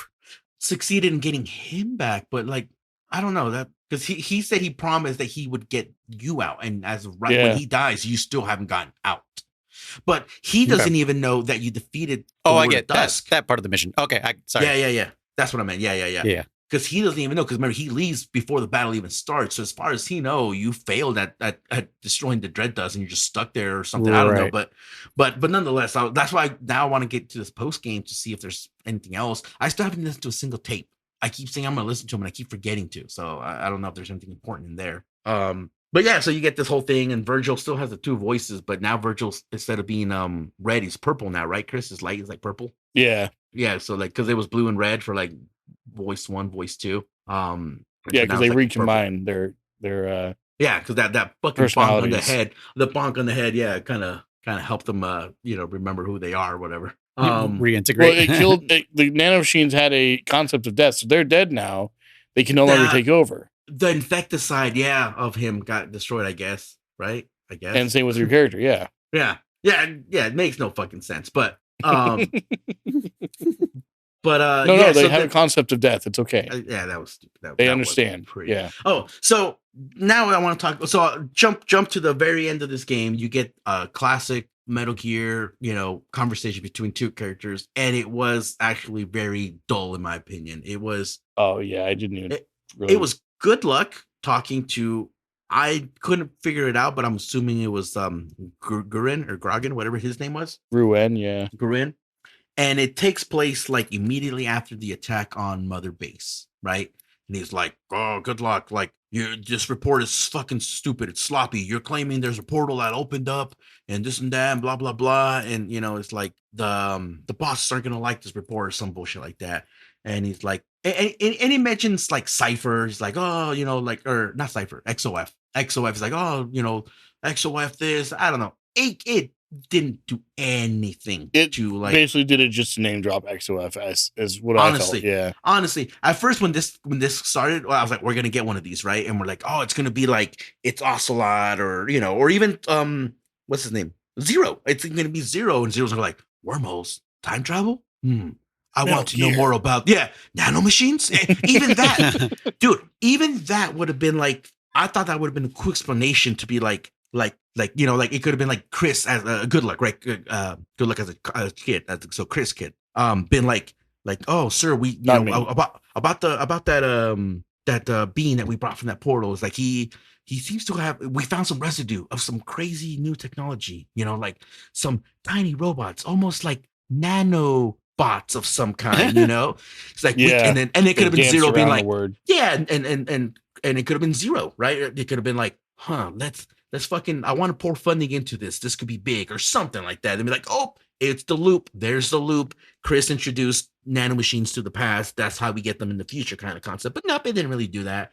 So the post game conversation was just really pointless. The biggest twist was the whole Chris being Good Luck. So I thought that was kind of cool. Yeah. Now I will say, now that we've beaten it, when we found out this was time travel involved and this has been an ongoing cycle and all that shit, I really wish that Konami would have let the developers maybe a little bit more freedom. I don't really know all the details that went into the development of this game, but I think it could have been cool if we would have also seen some other what do you want to call it, areas from Metal Gear franchise, right? Like imagine like defending the digger. God damn it, I hate saying that word. Defending the machine that digs. The drill. The wormhole digger. The drill, yeah. Fucking outside of Shadow Moses, or fucking, at a sunken fucking U.S. Navy ship, like that would have been kind of cool, fucking, I'm saying, like it could have been like stuff that like only us, the players, would have known what it's referencing to, like on one of the shells from the big shell, right, or on top of Arsenal gear. Like you don't know it's Arsenal gear, but the players don't know it's Arsenal gear, right? The characters, but the players like, dude, I'm fucking on top of Arsenal gear right now. This is kind of cool, because it's saying this is in the far future. So I don't know. I think it would have been kind of cool if that would have been like also like a little Easter eggs that the game would throw out there. Yeah. But no, it's just all Metal Gear Solid 5. Well, except with the exception of Noise, you said that there might be the tunnel from 3 or something like that. So I'll have to go back and look at that. Yeah, I was like, tunnel? You mean 5? 5. Oh, the tunnel from 5? Yeah. I thought you said 3. My bad. No, 5. When oh, yes. To get to the first time. Yeah. The first time you see the voices. I thought you meant 3. Okay. No. But yeah, so like I said, I think it would have been cool if we would have seen other cool signature stages, if you will, from across the Metal Gear universe. But that was it. That's Metal Gear Survive. Chris, I had anything more that I forgot, or do you want to add to it? Nope, that's it. Okay. Chris? Hello? Sorry, I had myself muted because I was coughing. Yeah. No, I think you pretty much covered everything. Yeah, including the ridiculous reason for why they wouldn't die. Well, I love how you were like, this was so fucking stupid. I was a little pissed, not as much as you, man. I love this game. I really did enjoy this game more than I thought I would have. Like when I remember Noise like mentioning like, oh, it's stupid, I'm gonna hate it, blah blah blah. I remember thinking like, okay, you know what? I'm gonna like it just to spite you. And I ended up liking it more than I thought I would. Hence the amount of hours I put into it, over 80 hours, by the way. And that happens, and I was like, all of that lead up just for this. Like it hurt. Yeah, just for that to being the reason. Yeah, because even right before that reason, it's the whole like Chris is good luck. You're like, oh shit, this is fucking epic. You're like, this is pretty cool. Yeah. So I got a question. So you're like, that's why he was on. But so Kid Chris has no idea where you came from. Maybe because you're changing outfits. I was gonna say, unless you had a fucking. That was another thing I thought was weird. I don't know if you remember this, German. He kept calling them the nameless soldiers. Like, thank you, nameless soldiers, or soldiers nameless with no heroes names, or something like that. Yeah. Yeah. Uh-huh. Like I thought that was odd because that is true. Because you do know their fucking names: Reeves, Miranda, Captain. Because that's your fucking name, apparently. You're right. Because I love there's 1.2. There's 1.2 where they're talking about like staying behind, and Reeves talking to you. He's like, I suggest, I assume by the look on your face you agree. Yeah. Right, Captain. All right, I'm with you. It's like I don't get any say in this. I just whatever, okay. No, because at the end of that code, that call he has, he does say, he's like, I will get you out of there, nameless heroes, and thank you, Captain. But that's what's funny, because we know at the beginning of this whole game, when he's pulling up that soldiers list, and your name is the one on there, right? And it's like, this is him. He's the one, right? Like, so you know my name already, asshole. Like, you fucking know my name because you have it on the list. And you call me Captain. Right? Yeah. And then B, it's like, you know Reeve, and you know fucking Miranda, and Nicholas. Is that his name? I think it's Nicholas, the chef guy. Dan, I would totally say if you forgot about Dan, because I forget about him a lot of time too. So fuck Dan. You would remember Seth, the guy who fucking held you up, but yeah. Or not held you up, but try to kill you, because he's like, before he's like, if anyone else comes through that portal, I'll fucking kill this kid. It's like, all right, go for it, dude. I don't know him. I'm just kidding, but that's always a play that villains will take, and it's like, you're betting that the hero is like a goody two shoes hero, because like, weight of the world, one kid, like, I don't know, just throwing it out there. Machine would argue that the most ethical or what chance of survival or success would be like yeah, all of us come through that fucking wormhole and kill him because for the kid it's not that big of a deal. With no, he's fucking an orphan. No one knows his parents. But anyways, going back. Yeah, overall I did enjoy this game a lot more. The story, they definitely shoehorned Metal Gear in here. It didn't have to be Metal Gear by any means. And that brings me back to that point, Noise, where I had said that I was like, I feel like this probably was a Kojima idea. And then when they had their beefs and he had to split all his ideas that were on computers, papers, and everything, whatever, is property of Konami. So they were like, and he probably didn't want to make it Metal Gear. It was just going to be called whatever, Survive. It was going to be Death Stranding. Who knows? And they fucking when they got rid of his ass and shit, they're like, well, we got this, after the backlash from fans and shit, like, well, let's fucking release this thing he had. Let's just shoehorn it to be Metal Gear, Mm-hmm. So that's what I think, because it didn't have to be Metal Gear. Like, this is my final ranking on this one. As a Metal Gear game, 4 out of 10, maybe a 5 out of 10. As a game, like just a general on its game, own, on its own without Metal Gear attached to it, I'd give it a 7. It's playable. It's fine. Play it, have fun, move on. Yeah, I'm definitely not. It's not going to go on my fucking shelf, on my wall or anything like that. You're not going to get a collector's edition. I'm curious. What other game would you compare to it as a 4 out of 10 and a 7 out of 10? In the Metal Gear or just in general? In general. Okay. So, like, what other games do you consider a 4 out of 10, and what games do you consider a 7 out of 10? I'm trying to get a sense of scale for you. Sure. I'm trying to think really hard. A game that maybe I don't fucking know. I would say like a 4 out of 10 would be closer to like maybe. Oh god, let me get the 7 out of 10 out of the way then first. Okay. For me, does it have to be a Metal Gear game or any game? No, he's in any game. Okay. Any game. So 7 out of 10 for me is, God, man, that's honestly, it's gonna sound a little crazy, but I just said it, like a Death Stranding. And maybe Death Stranding gets an 8 because it's definitely a little prettier. It's got a bigger world, but it's like, yeah, it's okay. Like, it wasn't mind blowing. I wasn't like on the edge of my seat at throughout the whole game. That like the parts that were kind of cool were like, oh, that's kind of cool. Don't oversell it too much. We're gonna play that at some point. Now, yeah.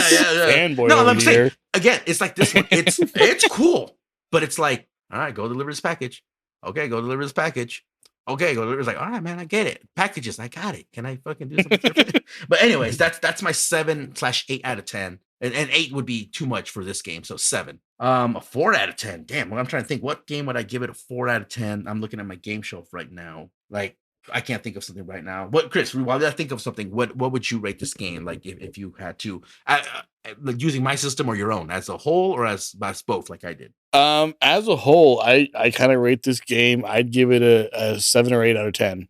So I agree with you. Okay. As a Metal Gear game, I feel like this is going to be a hot take. I give it a 5.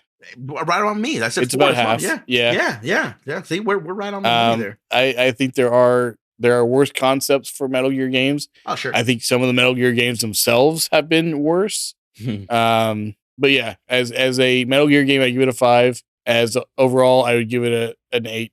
That's good. Okay. Yeah. Noise. Even though you haven't beaten it, but you already know what's going to happen. As of right now, what is this game? And knowing the rest of the story too. Yeah, especially knowing that going into this, you're gonna be like, we're not even gonna play it, and we ended up putting hours into it. Yeah. Yeah. And then when we decide that we were gonna play it, you're like, we're only doing 1 week. Yeah. So it's turned into 2. Which turned into 3. I know something you guys don't know. Okay. This is what I was hoping you guys would do, but you didn't. Oh. You've got one of 2 endings. Oh, really? And you're going to be pissed off because the only way to get the second ending is to buy a second save or to do it all over again. Fuck? And do something different or just beat it a second time? Do something different. What's that different thing? Okay. So you get the alternate ending. After tossing Chris into the wormhole, turn around and you jump in. Bullshit. Yep. You jump in. What? And you leave everyone behind to die with the Lord of Dust. So you sentence the world to that never-ending timeline you guys were talking about. This is the thing that I was like, maybe one of them is German of anybody would be like, hey, let me test this. And you didn't. I was hoping one of you would get the ending, one of two endings. So Cool. you unlock an achievement or a trophy called home by doing this. This is the only way to do this. So all you trophy hunters out there, this is the only way to do this. Do that. But once you do that, you get a cutscene that plays out with your guy, right? Mm-hmm. And you're out in the desert wandering around, and then the credits roll. Mm-hmm. But you're in a desert that's not Dite. You're in the desert from MGS5. Okay. So you are the first wandering soldier out in the desert. Oh. That starts the whole pause pictures things. Mm-hmm. But when you that cutscene, which I'll play in a little bit, probably for my own abusement. Are you like those wandering soldiers, like all fucking zombie like, or are you kind of conscious? Well, no, you're all crazy. Oh, so you are crazy. Okay. Yeah. That's fucking okay. So we're fucking Mosquito, technically. Is that the first one? I think so. Wasn't that the first one you get? Yeah, I'm pretty sure. Is it really? Oh shit. Yeah, Okay. because Miller was like, "Oh, that's a Mosquito. We need him," or whatever. Yeah. Yeah. I think you're right. Yeah. Mm-hmm. Jeez. That's kind of interesting. So, okay, in that ending, does that change your Wait, guys' ranking? Wait, no, Mosquito. I thought was from. No, you're right. Okay, Mosquito was the one that was taken hostage for the first FOB mission. But isn't Mosquito also? Oh, wait, you're right. I don't remember. But Yeah, the FOB mission. That's what you just said, right, Chris? Yeah. He was. Yeah, that's right. Mosquito was the leader of that, right? Or was he? I don't remember. Yeah, but I remember you get Mosquito from that. Well, by all means, it's not exclusive to one animal per soldier. I mean, I've had like 6 pythons. So, well, then I don't think the first wandering soldier is Mosquito, because the one from the FOB is Mosquito. I don't think they name him the first wandering soldier. Well, maybe not, but I know 100% the FOB one is. When you recover them, now we have to go back and replay MGS5 and this simultaneously. Okay, hold on. So does that change it? No, it doesn't change it for me. It's still about the same as the Metal Gear. I'll bump it from a 4 to a 5 now. If that ending is somehow canon. Well, it is. It's canon. Yeah. How is it canon if it's 2 different endings? Because that one ties into 5. It's an alternate timeline. That's all. Okay. So if you take that path and make it canon, then I'll bump it to 5. If you take the other path and stay behind, as of right now, it's a 4 still. So 4.5. Get that stupid ass ending. Yeah. Fuck, what was I gonna say? Okay, so here's what I'm trying to think now. Now I'm getting my fucking chalkboard out. So if you're the first soldier that goes there, he's done with this piece of paper. He just got an old chalkboard now. So that means that you failed at killing him, and obviously because no one else could have done it besides you because they're all worthless. So that means Dolor Dust went back in time and did his loop all over again, meaning that everything happens again, including the attack on Mother Base. But this time it was someone different. I don't know. The point is, it's still kind of interesting. That's kind of cool. Ah, man, I wish I would have seen that. Now, here's my question. If you're trophy hunting, if someone wants to, so for what was his name, a Draugr or not Draugr, Hell something, Chris? Oh my gosh, I forgot it now. Heltron. Heltron, yeah. Heltron. For Heltron, when he's going to be listening to this noise, if you're trying to get the 100%, and you said you either have to buy a second file, right? Mm-hmm. Or restart your game. But what if you do that ending first? Where does the save file load you from? I don't know. That's what I'm trying to say. Can you do that ending, get that trophy, then reload your file, and then it auto saves? So I would imagine it's going to auto save during the credits or whatever. Because you're thinking you can just save scum it and go back and try again. Yeah. I don't think that would be the case because. But then, okay, so that's my question. So let's say you can't get that ending. So then when you load that save, is it just post game where you and me are, Chris? Where it's like, oh, by the way, I would imagine here's the rest of the game, or just go fuck shit up now. Mm-hmm.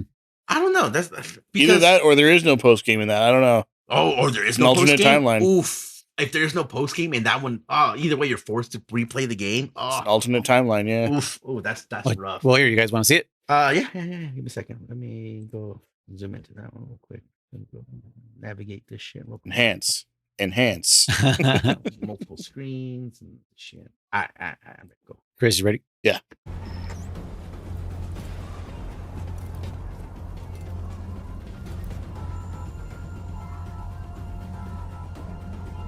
I was ready for battle. Then I didn't turn around.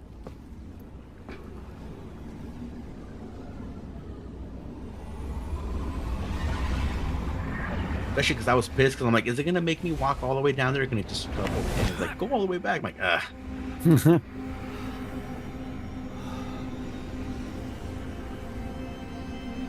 Wee. Come with me, and you'll be in a Sorry, world guys, of you're pure imagination. fucking- Yeah, just watching them die. Oh man.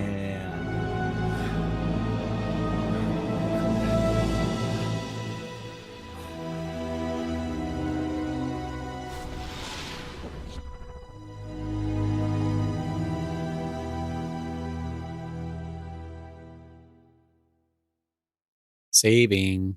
Yep. Well, yeah, I mean, I knew it would do that, but like, what is it going to load? Is my question when you try to load this file. I don't know. I'll let you guys know Oh, okay. Hey, when there I you get go. there. Please do. Yeah, do it for science. For science, yeah.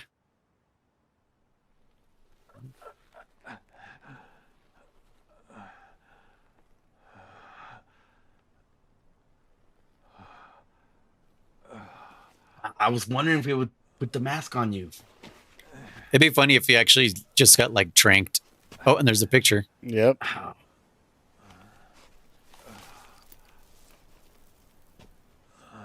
Yeah, you should just get tranked right here. Yeah. Yes. You're taking him? Hmm.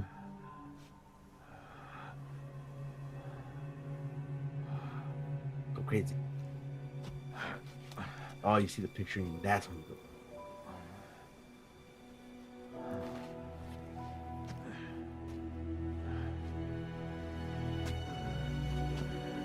Yep.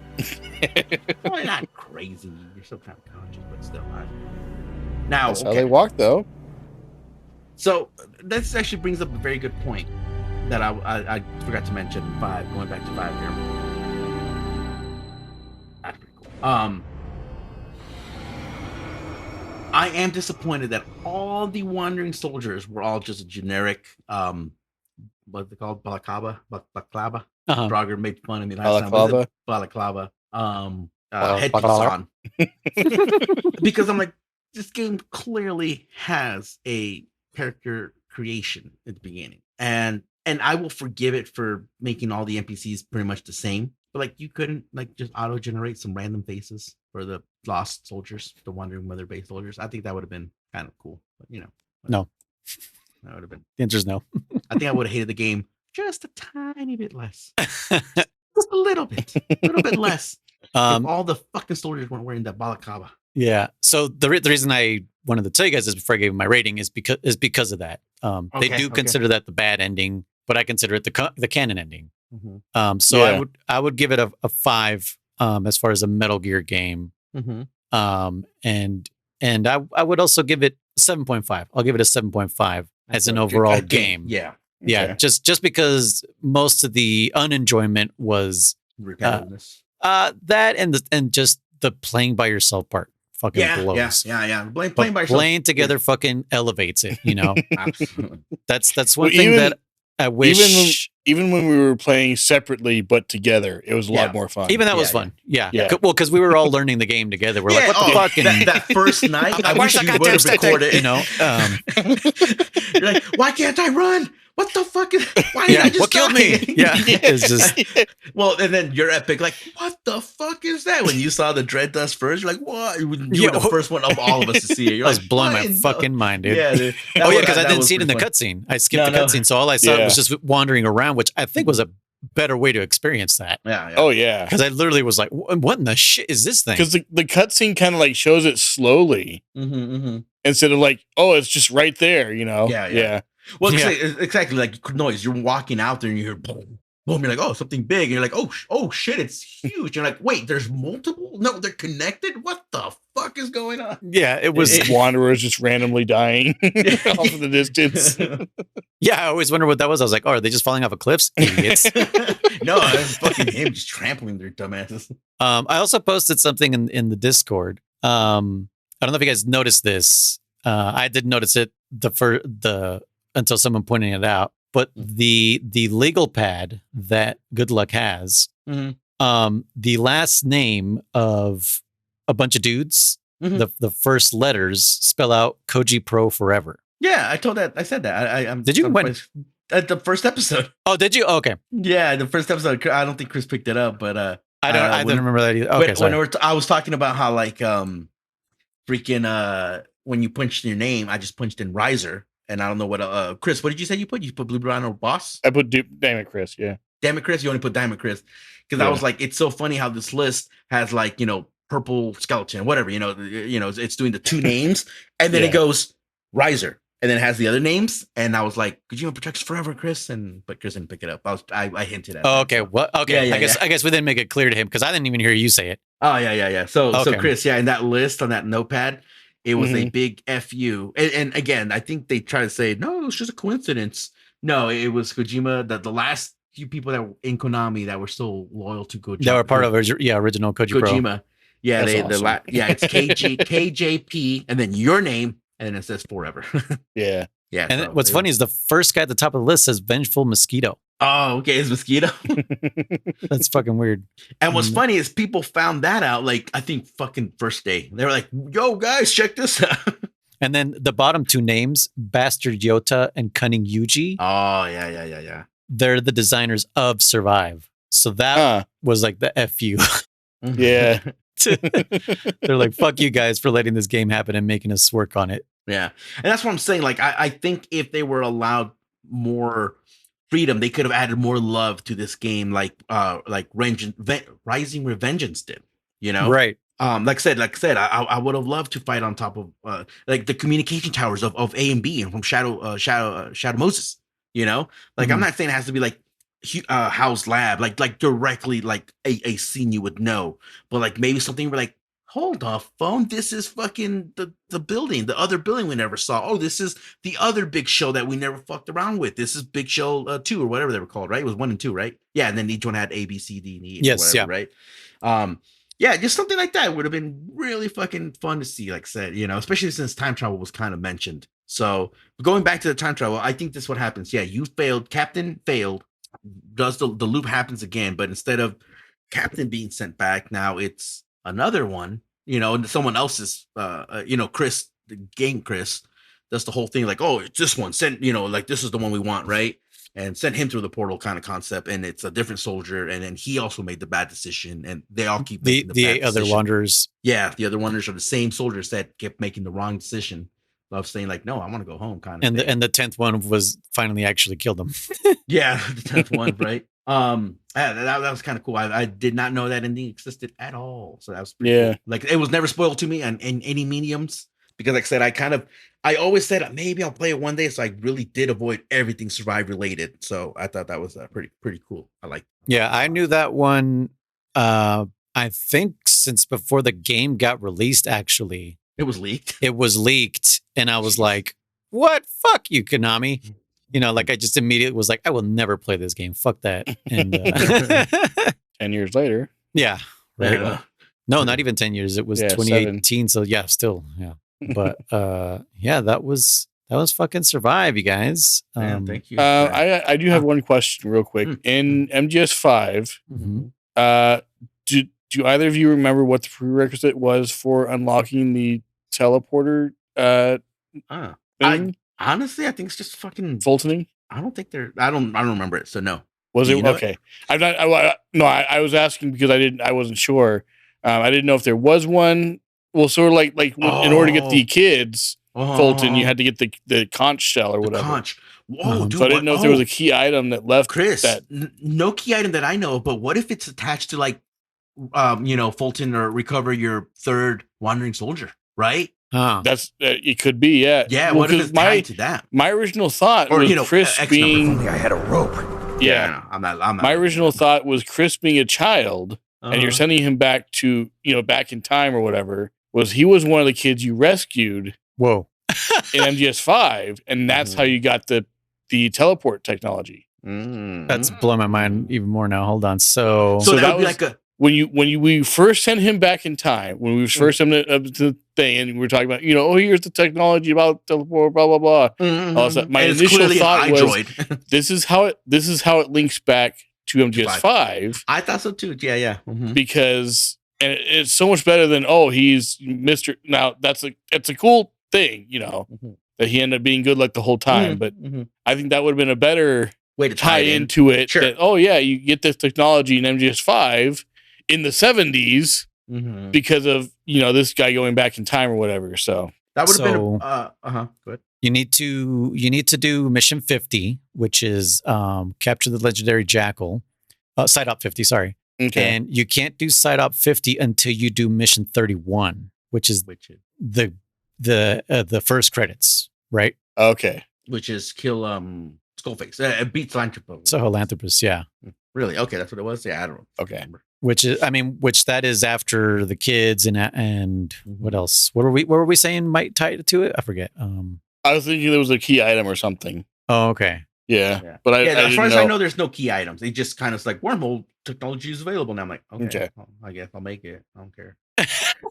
That's like I love how 5 is such a more fully featured game.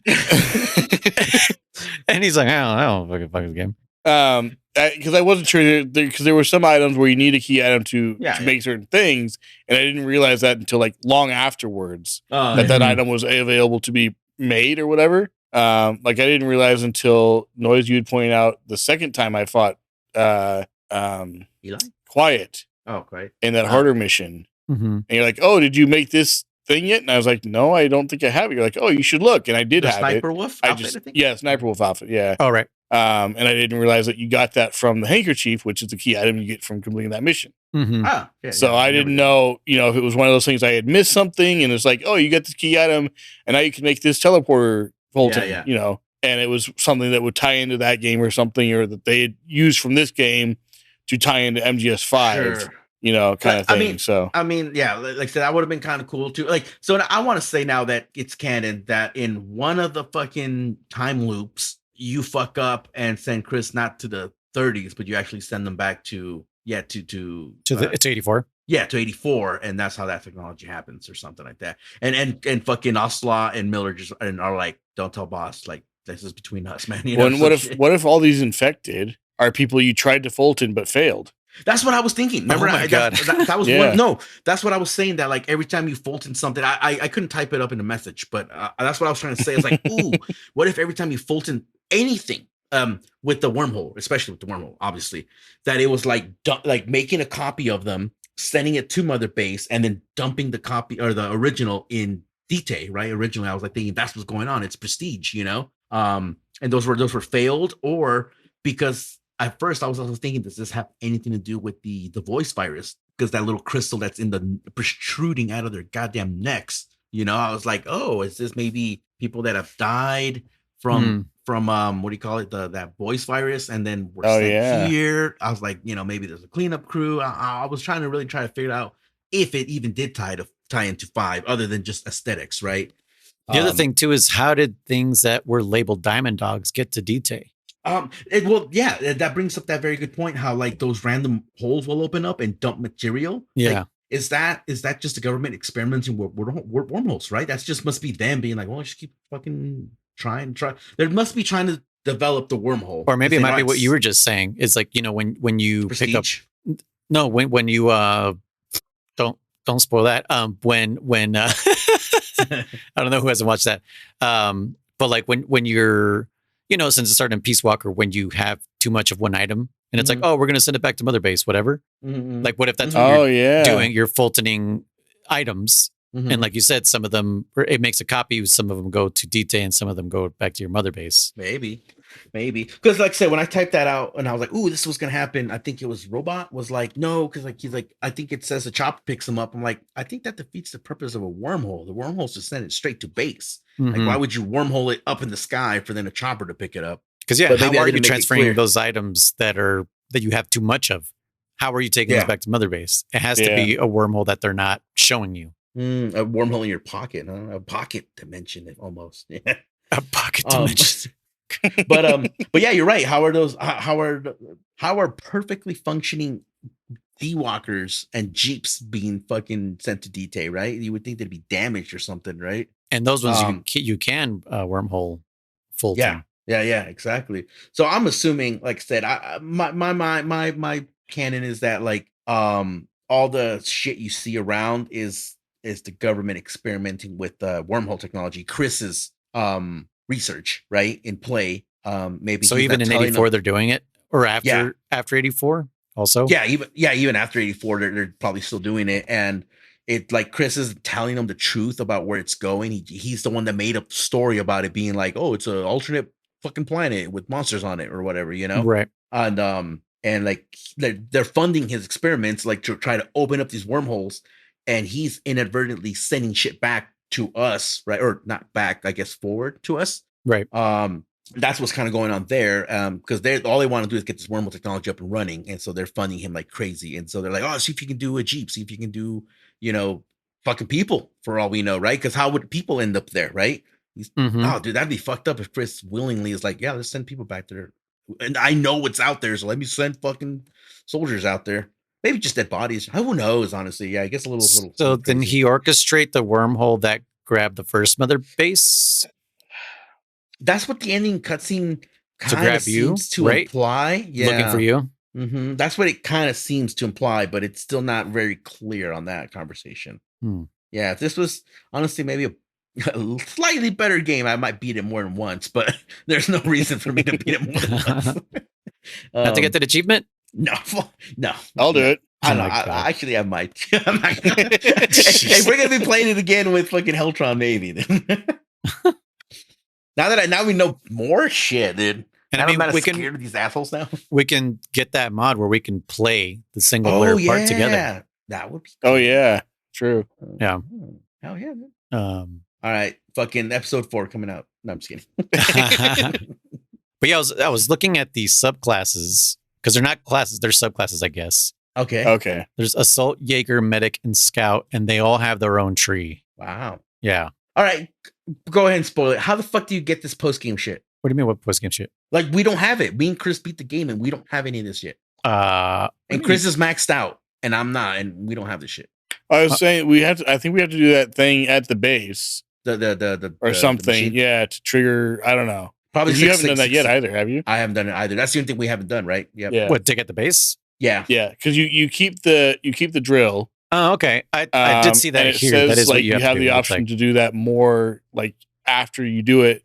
It basically says you're doing the same thing as the like remote ones. It's just a lot slower, I guess. I think slower, but you get more coupons. I think it's like, yeah, you'll get more, but you got to come to base or some shit like that. Okay. As well as like it's more challenging because more of them will come to attack you, and it is still in waves. Then they come from north, south, east, or west, right? That's why you have those quadrants on your mother base. Yeah.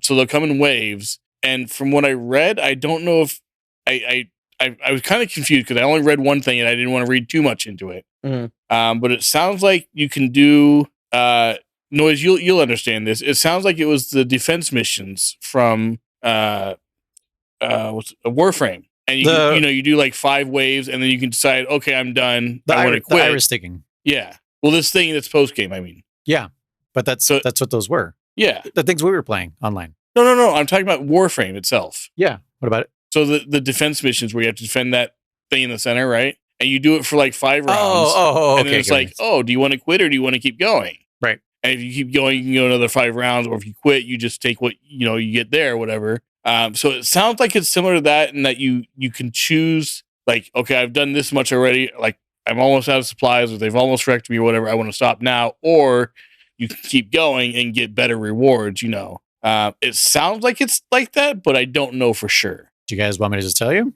Sure. Yeah.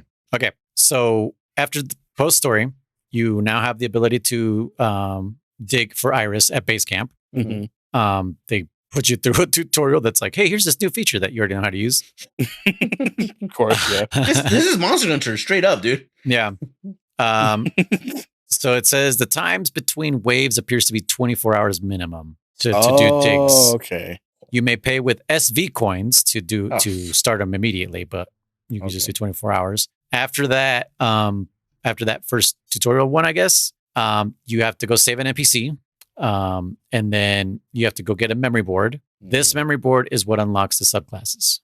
Oh, okay. Is there any more maps? Probably not, huh? No, that's it. Man, I would take more maps. Honestly, if there was like a $10 DLC, I'd probably pay for like more maps or some shit, depending on what you got. For Survive? Yeah. Yeah, no shit. It's crazy, huh? I'm like, I'd pay $10 for this right now to give me more maps, more shit. I'll buy that for $1. Yeah, right. Jesus. No more Nintendo. No more Nintendo. Nintendo. Yeah. No more Nintendo. I said no more than 10 dough. Oh, no more than 10 though. Yeah.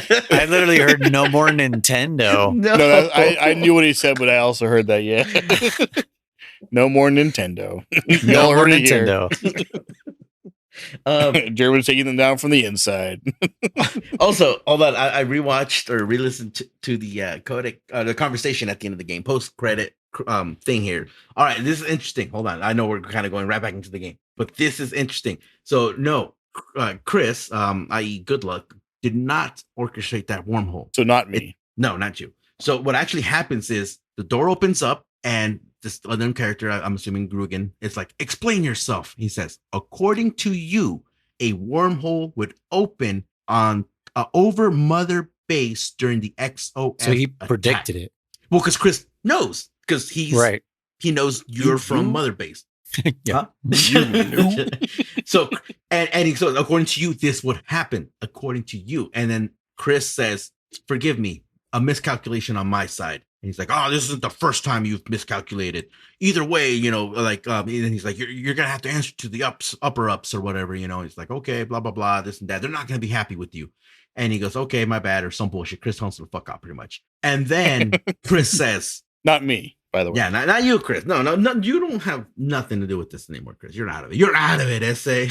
It's a movie reference. No, yeah. So then, Good Luck says, history had. So at this point, that second character has left, and then he says, history has changed. He says, hold on, give me a second here, because I just really rewatched this. He goes, history has changed. Hold the fuck up. History was changed. Thank you, heroes without names. And he goes, and you, Captain, I will finally get your way out there. So that's what I want to say. So no. Yeah. Because he went back in time in this ending, that wormhole in this universe right now, in this post-credit conversation, that wormhole never opened up, which is the one that we played in, because we would have seen the wormhole when we were flying away from that chopper. God damn it. But then how is there a wandering soldier? Because right? It's kind of like creating your own grandpa thing. So like, Captain, I would say Captain, that's the name they give him. The game gives him. Captain had to go, through the wormhole once to send Chris back so that the wormhole wouldn't happen this time, so that Captain could come back to be the first wandering soldier. Makes no goddamn sense. Goddamn. Yeah, it's like it contradicts itself. Yeah, but still, this according to this thing is like that's what happened. It like in this conversation here, that never happened. That wormhole didn't happen. So it's kind of cool. Again, I'm much happier with this game than I thought it was going to be. Much happier, but still, could have been still much better. Okay. So, Chris, I never got that answer for you. One of our producers asked, "What does German rate MGS5?" Oh, okay. I like it. I think that should be left for the tier list at the end of this podcast. I'll give that one its rating as a game and as a Metal Gear, like as a whole and a Metal Gear. That's literally what he just asked. Yeah. Oh man. Okay, we'll leave it for the ranking system. I'll think hard. And I was gonna say, Chris, I never got a chance to think of what a 4 would be compared to me. I had some NES games that you probably never played. Attack of the Killer Tomatoes. There's an NES game for that. That's one that I'm like, you can kind of play it, but it's not that good. But but I never beat that one. That was fucking hard as hell to beat. Yeah. But yeah, I can't think of a 4. Okay. But I would have to say I would have to rate it compared to something that I've also beaten, not just like popped it in my system, So, and I don't have anything off the top of my head that I can be like, yep, this is a 4. Yeah, nothing. All my other games I like a lot. Every other game I have on my shelf, I like a lot. That's why it's on my shelf. I like it a lot. And not fucking sealed in the box somewhere. Okay, fair enough. All right. Well, that was Survive, you guys. If you managed you managed to survive this long on the podcast, we commend you. So next is Delta. Finally, Woo-hoo. guys. Finally gonna open up my copy of Delta. I don't even know where it's at. Where the fuck is it? He's like, I lost it. We'll have to postpone. no, seriously, what the fuck is it? And it seems like we couldn't have had any more perfect timing for this. Oh yeah. The Fox Hunt update has dropped within this last week.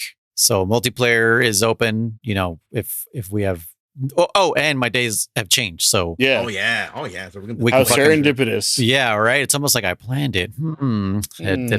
Did I make someone go through a wormhole to make sure that this all worked out the right way? The future. What? See, I made you guys think it was German, but it was me.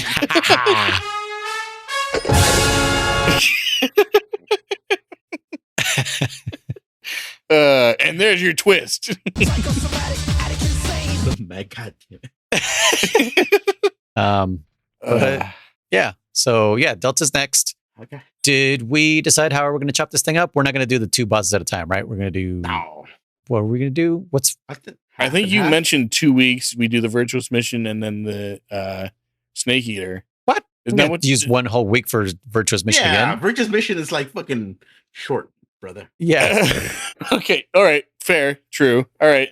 So a virtuous mission and then like you're going to have a much easier time this time, Chris, because you can choose to do modern controls. It moves a lot like 5. Although from what Lolly Lule was telling me, I might just go with the classic controls. Yeah. Okay. Just because. Sorry, Mr. Lolly Lule, who bitches and complains about old controls and how he can't fucking get used to them, recommended to play legacy mode. No. He didn't recommend it. I thought of it myself. Oh, okay. And it's because it's simply because of the dart guns. The bullet drop is like really bad, I guess, in this game. Oh, it's really? Similar to MGS5.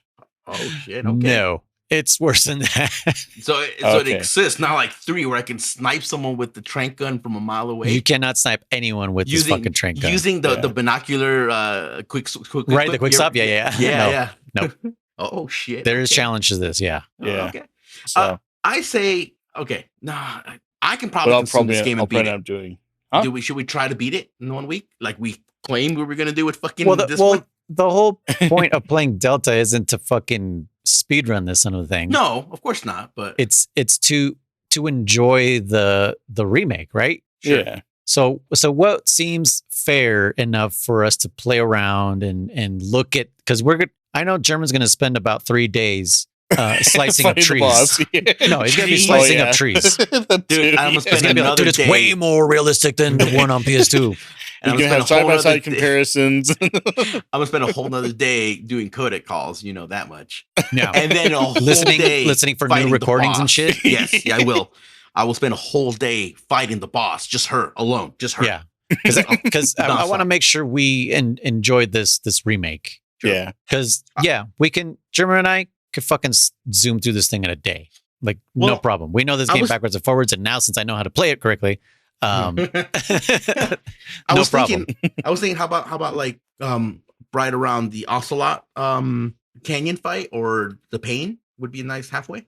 What do you think? Well, that's boss 2. Is it? Oh no, wait. Well, I guess because it's virtuous mission. So virtuous mission, and then to the Pain. Okay. Yeah. I was going to ask about the Fear, but he's right after that, right? A little bit after. Although it's quite a little ways. So yeah, I was thinking Fear as well, but yeah, that's what I'm saying.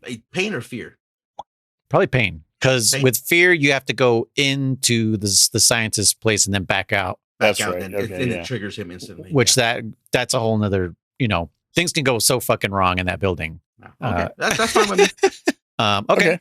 All right. Well, I say we try and sneak in some online as well if we can. If we've already made checkpoint, might as well sneak in some online. And Jared was like, if that too, to give us a chance to do that, and then at the end we can give our overall on Fox Hunt, or we could talk about it as we play or as we record. Kind of like we did with this one, right? With the online. Yeah. I said, hey, I definitely got a full plate. I got fucking the Delta, which I'm kind of excited now. I got Fox Hunt, which I forgot about until fucking it was posted. I was like, oh yeah, fucking Fox Hunt. I want to get on that before it dies. Yeah. And then I also want to do some more Survive. I am still kind of hooked on it. I want to get a few more items, a few more, legendary weapons, and then be like, okay, that's fun. And, shelve it. By the way, I got to watch Lalo playing some Fox Hunt. Yeah.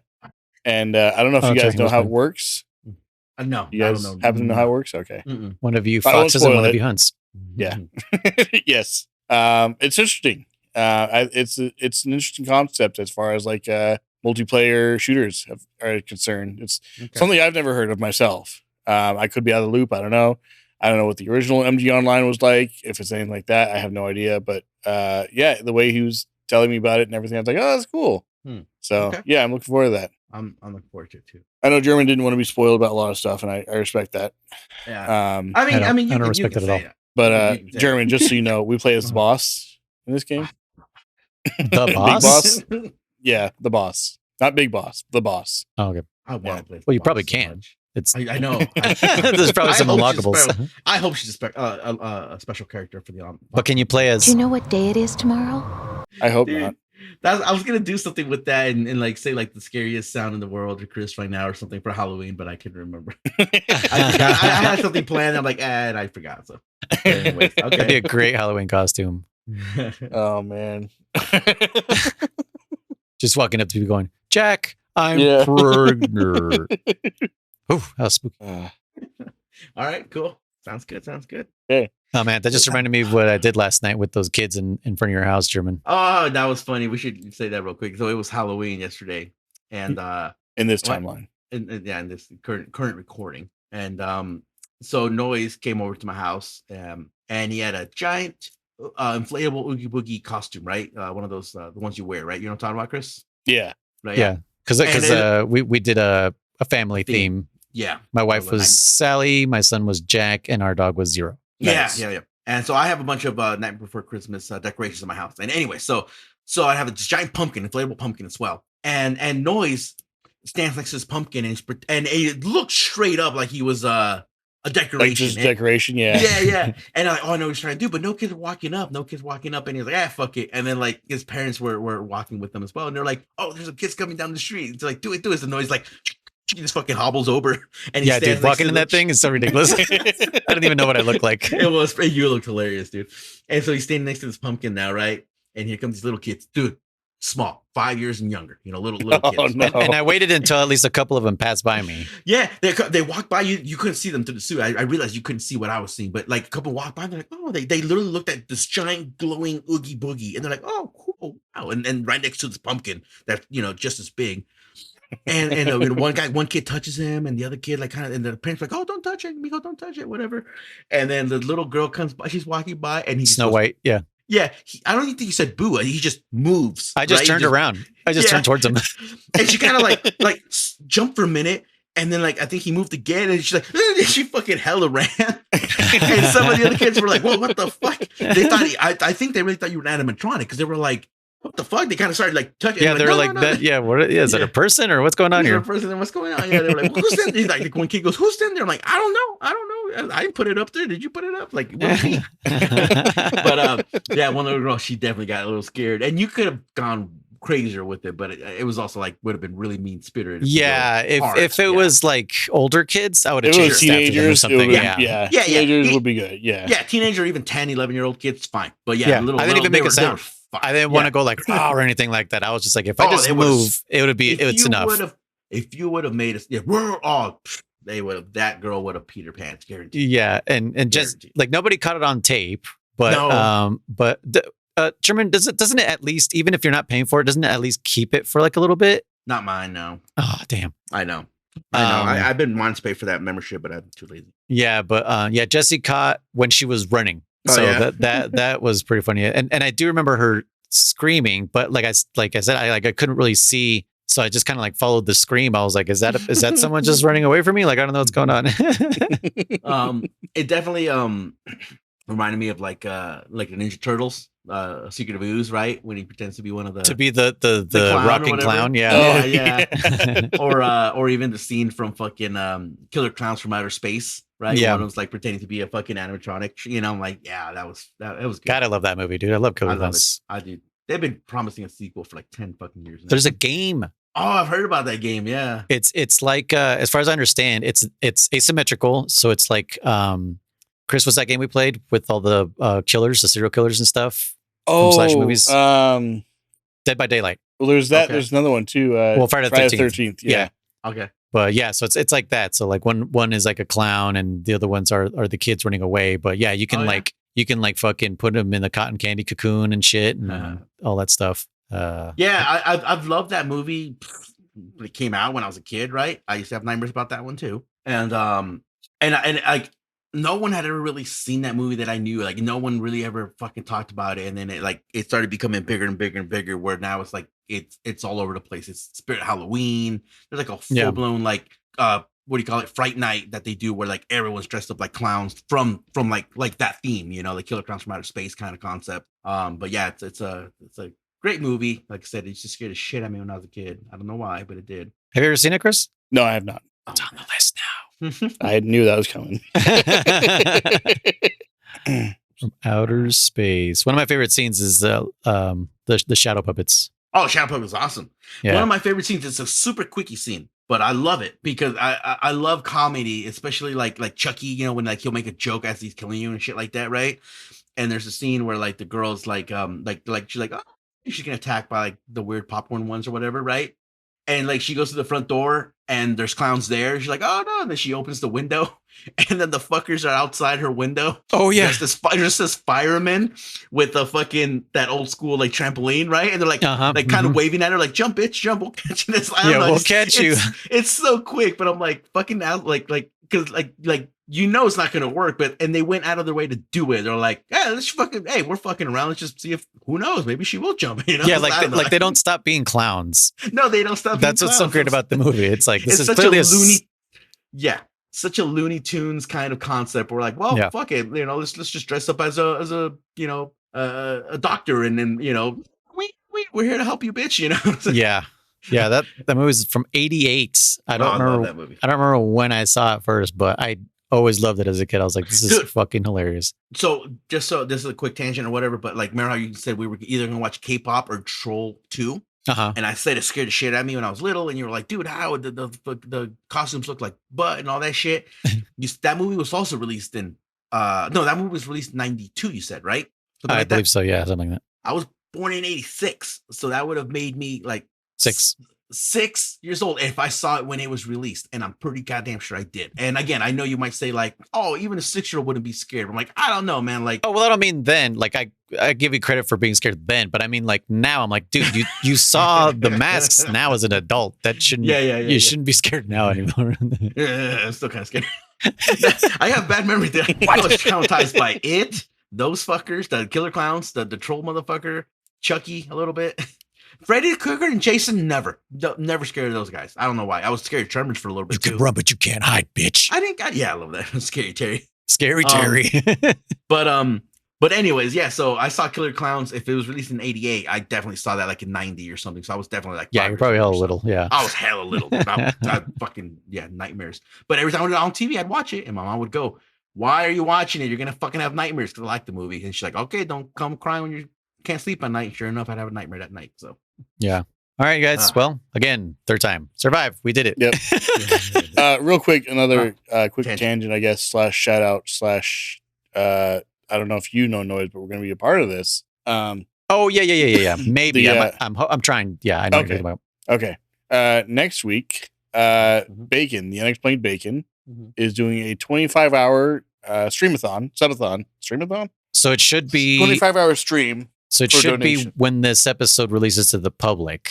Yeah. Probably the day after. So be on the lookout for what Chris is. Yeah, we'll put it on the Discord. Yeah, he is doing a charity stream for oh gosh, I can't remember what it's called now. +1, player 1? No. Life. Extra life. Thank you. And it's a for his local chapter, I believe, or local hospital. In Dayton, Ohio, I believe it is. I'm trying not trying to dox you, but what address exactly? Yeah. It'll be a 25-hour stream. Supports the CMN hospital. Yeah, so he's doing a 25-hour stream. 25 hours. Yeah. Question. Well, because of day and one. Wait, no, because of daylight savings time change, but that's this week. That's today. That's today. Yeah. Oh, tomorrow. Yeah, it's in 15 minutes. Yeah. Well, no, 2 a.m. It happens. Yeah, 2. Oh, right. But anyway, 25-hour stream, and Yeah, Noise is hoping to be part of it. I will be a part of it. We'll be playing some Okay. Baldur's Gate 3. Okay. Yeah. Who else? Who else? I believe Shark will be joining us. Oh, okay. Now I want to call out now, dude. Fuck. Why? It's a Saturday. Well, I still want to call out. It's like, can I not come into work on the day I don't The know daylight anything saving, works? time's gonna go back. So. Oh no! Oh, I'm getting wait. an hour's sleep. Hold on. So wait, so are you gonna do 24 hours with them? No. Okay, that sounds like what the fuck? Just this game, yeah. Just this game. What do you mean? What do you mean? Well, he plays different games over the Uh-huh. whole thing, and or traditionally anyway. And so I'll be playing. He's going to be playing this starting about 11 p.m. his time, which is 8 p.m. our time. Right. And he'll go on for a few hours, however long he's able to, or whenever people Okay. have to leave or whatever. Yeah. For a second, I was like, wait, what did I just commit to? Yeah. Sign here at the dotted line. Don't read any text. Yeah. Yeah. No, it's just a short thing. Yeah. Okay. Twitch.tv/the unexplained bacon. I'll put the link in the description if you guys are interested. Yeah. We'll show up there and help him out. Yeah. Show him some support. He's an awesome guy, supporting a great cause. And A great cause. yeah, Miller. even if you only got a few minutes or whatever, just drop by, say hi. Yeah. That's fine. If you And want if to you stay for a can- few hours. And if you can, throw some dollars for the charity. Yeah. He's got some perks up there that you'll see in his stream of different things that'll do at different we call those like checkpoints or whatever, different like donation amounts. Yeah, goals. Yeah, thank you. Yeah, it's his 13th year raising money for Extra Life. Wow, that's awesome. So yeah. Noise, you could probably make a quick little segment and add it to the last episode, maybe That one's already released. release. Well, people might have not listened to it already. I don't know. He's gonna retcon last episode. No. Anyways, yeah. So cool. Yeah. I mean, this one will release the day before this Oh, happens. before I thought they said after. Okay. Before. No. Yeah. Oh, okay. That's fine. I thought they said after. I'm like, okay. No. Okay. No, these episodes release on Fridays, and this is going to happen Saturday. So yeah, for And you at for that you Saturday evening. So yeah, so for you in the public, it'll be tomorrow for you guys. Yeah, Sweet. unless you're one of the few who gets to listen early to an early release. Yeah. You get a few days extra. it'll be that Saturday. Yep. Okie dokie. Well, checkpoint is the pain for Metal Gear Solid Delta, Nice. a snake eater. I feel like this is where they could have taken the opportunity to do what German said and just drop Delta or the number completely and just call it Metal Gear Solid Snake Eater. Yeah. Right? Like, anyways, Yeah. that'll be for next week. Yeah. All right, guys. Well, thank you so much for listening to Codec Calls, a Metal Gear Saga podcast. If you would like to get a hold of us, you could do so through email. I almost said info at the old one. Fuck, I'm spacing fans.pixelbenders@gmail.com. Nailed it. Yes, first try. You could also leave us a Codec Call message at 209-791-0995. But the best way to hang out and get a hold of us is just join the Discord.